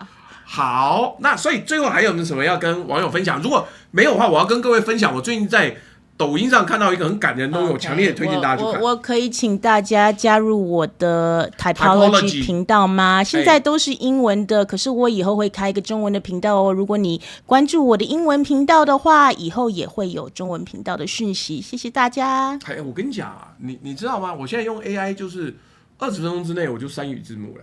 哇哦！你要不要考虑就这个对啊，我希望要送不，我要带货这个了。对对对。对，快带个货吧，我们今天还没带货。真的超重的。好，各位，这是我们最近要送出去的这个暂时必备品，叫做什么呢？叫做这个上次你很喜欢吃的那个叫做罐头煮，对不对？罐头就是超赞。但记得下次要兑多一点水。这个是麻辣烫。然后这个呢是猪不是，这是酸菜，然后这个只要1400多，来，这个是好的红烧牛肉，然后这个我们的羊肉卤味，我们有没有多订羊肉卤？我们等一下给人家那个羊肉卤也超好吃的，有6罐，对不对？好，那就是各位，谢谢。今天人家赖卡跟我们分享这么多东西，我们大家送你1罐带回家，耶！但记得要兑水，或者是要拿。各位，羊肉炉正确的煮法呢，是用一个大白菜丢到锅里面，跟羊肉炉一起炖，然后让大白菜出水，让那个香甜的汁跟羊肉炉的味道通通兑换起来，那个就很好喝，很好吃。来，然后这一组里面还有一个卤。这是加价购啊，还有一个骨传卤肉，所以这个是请大家做，而且浩克现在做到腰又快断掉了，所以请大家赶快多订那个纯味家，好吧？那个是非常棒的，这个非常棒的那个，来，我这边拿过去，所以等一下就马上送你一个，而且你家狗狗今天要不要让它露个脸？它在那边弄了2小时都没讲话，各位都不知道 ，Angelica 来都会带他们家狗狗来，而且他们家的狗狗呢。跟有些人的狗狗不一样，我已经忘了我在骂谁。他可以在那边坐2小时，屁也不吭。他就是一个老狗，所以他不喜欢自己在家里，所以我都把他带出来，他就坐在那边乖乖的。他叫阿福。对，阿福已经很那个了，14岁了。对，你看华哥说好的当归姐致敬。好，那这个阿福都已经出来，我最后跟大家分享一个，我强烈推荐各位去看最近的一个东西。老共那边有一件事情很妙，你知道他们现在麻阳县河南吧还是哪里？麻阳县在推那个龙舟就因为那个端午节要到，对不对？我看他们龙舟真的往死里比耶，有一个县就从山里面，因为他们是山里的镇，没有那个靠河，他从山里运了60公里的龙舟，走河边把它放下去。哇哦！然后好，这个也就算了，各位强力推荐这个影片，你去看。我一不小心忘了那是哪个镇，那因为那个乡下地方有很多镇啊，就是你一嫁去那个地方，可能一辈子回不了娘家，所以他们都会怀念说，他今天住麻阳，然后有他老家的那个龙舟要来这边参赛，所以老家龙舟来参赛的时候，他们就要这个迎接他们，然后要送那个红绫，就是送那个10几公尺长的红绫，然后要献给龙舟队。那我看到那个是应该是麻阳，就是有一个外地的老太太，她已经嫁来这边很多年了。她老公以前是龙舟手，然后所以她以前年轻的时候就很爱看龙舟，所以就真的你就看他因为他那边好像有一些是苗族，然后苗族呢就有另外一个小姑娘跟他一起，他一只手已经断掉了，40年前车祸断掉一只手，然后他的那个儿子呢又得鼻咽癌，然后后来又并发尿毒症要洗肾，所以他们家也是很惨。可是他就对，湖南麻阳啦，那佛山的比还没有比。所以他就说，那我老家的龙舟来，我要去迎龙舟。那他家很穷啊，他买一只全羊他买一只那种小羊，然后一路从山上扛着下来说不行，我就是要赢这个龙舟。那一路看，你看那个他们的那龙舟手，因为那个阵很弱，那个阵不是龙舟的强队。哦，麻阳是张雪的老家啊，你去看这个影片，最近大火，然后他们就到河边嘛，然后一边鼓掌一边等那个龙舟来，然后他就是要带着这些东西要等娘家的后生小辈。这个他嫁离开的时候，可能都已经很年轻了。他一等到那个船来，他直接就跪下来。那你说他为什么要下跪？那些后生小辈怎么受得起他这个跪？是因为他说我娘家的船来了，我要跪这个传统，然后就献那个红绫给他们呢。哦，这个故事很感人。断背鼓掌就是旁边的老人鼓掌嘛，又不是他鼓掌。然后他就献给他之后，底下网友就说：“哦，原来都以为是少女献红绫，要鼓励战胜，但是现在阿嬷送你这个红绫是要决生死的。”这个真心是很让人感动的一片。各位强烈推荐去看。等一下我看一下，这个我搞不好看到。我这几天看那个比赛的过程，我觉得很惊人，没有想到一个传统的内容可以这么惊人。干，一时间找不到了啊！忽然之间在这个时候就只能看到那种不怎么样的东西。我看一下麻阳龙舟麻阳龙舟。不过，但是那个阵后来还是输了，因为那个阵很弱，好不好？因为那个阵就是一个以前等一下，麻阳看怎么达成麻药龙舟，麻阳等一下，麻阳我看一下，你看这个，就这个阿嬷，她说我很多年没有看到我的娘家人了，所以我们要去。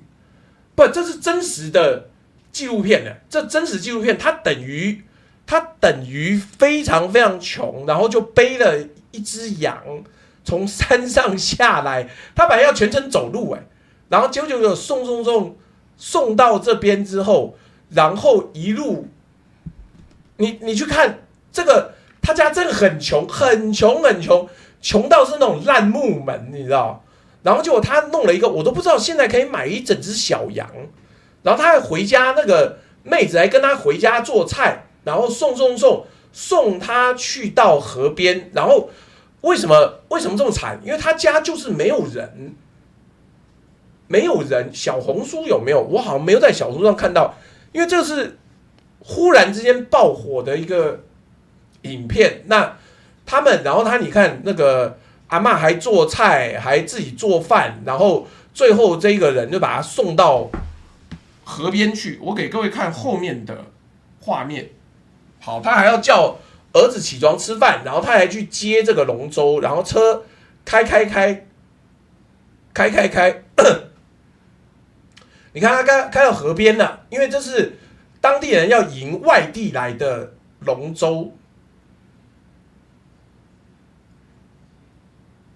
所以你看，这个故事真的，各位应该可以去看。那个音乐我不能放啊，一放就版权炮了。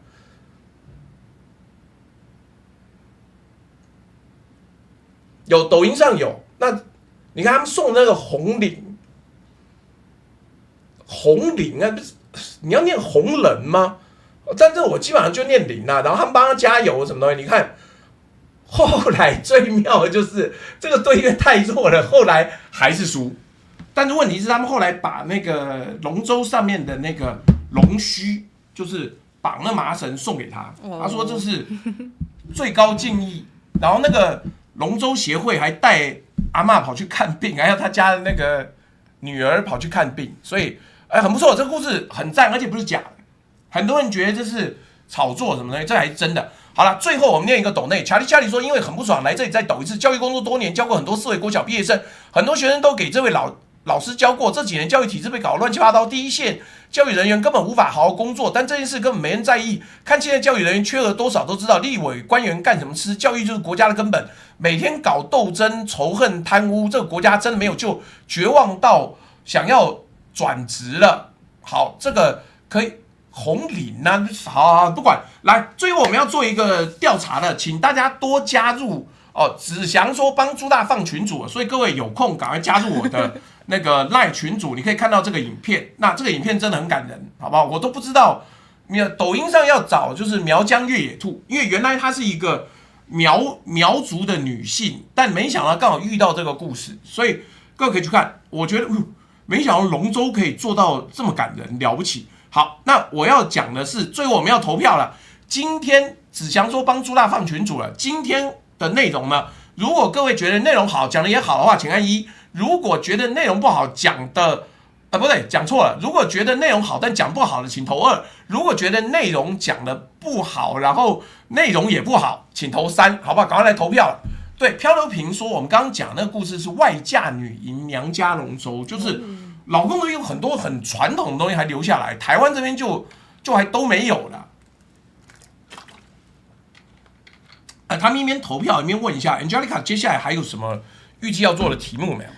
哦，我真的希望做更多关于经济学的题目，因为我以前就是非常相信美国人的那一套，就是说就是一定要自由经济，一定要贸易没有壁垒，要开放你的经济，要金融化，你经济成长才会好，才是发展的阳康大道。可是很显然并不一定是这样子的，所以我在很虚心的学习，有没有人发现中国的发展是这么了不起的一个故事？可是历年来的诺贝尔经济奖没有一个得主是中国人，甚至连一个日本人也没有。就是说，亚洲的这个模式，亚洲致富的模式，基本上是并没有被这个经济学界正视的，所以我觉得这个很奇怪。我想多邀一些经济学者，或者是其他一些，不管是台湾的，大家也可以建议一些对象给我，因为我非常我需要就会说英文的人，英文的对，可是我也希望可以开始我的中文频道，所以我觉得我需要加把劲，因为我的中文讲的没有我的英文的好，不过还是可以通的吧？应该可以，应该可以，应该可以。我们就请大家赶快加入这个 Angelica 温华志小姐姐的频道，按个赞。那所以请大家多加油。Soyo Kasei 说啊，虽然是最后10几分钟插花，还是对朱大有信心。靠着听最后10分钟也投奖。好了，没关系，各位，今日很高兴请到 Angelica 温华志，也希望他接下来的这个作品呢，什么都可以很有趣，发展很多，然后可以开开心心。那所以这个我们就跟大家说拜拜喽，谢谢大家，拜拜。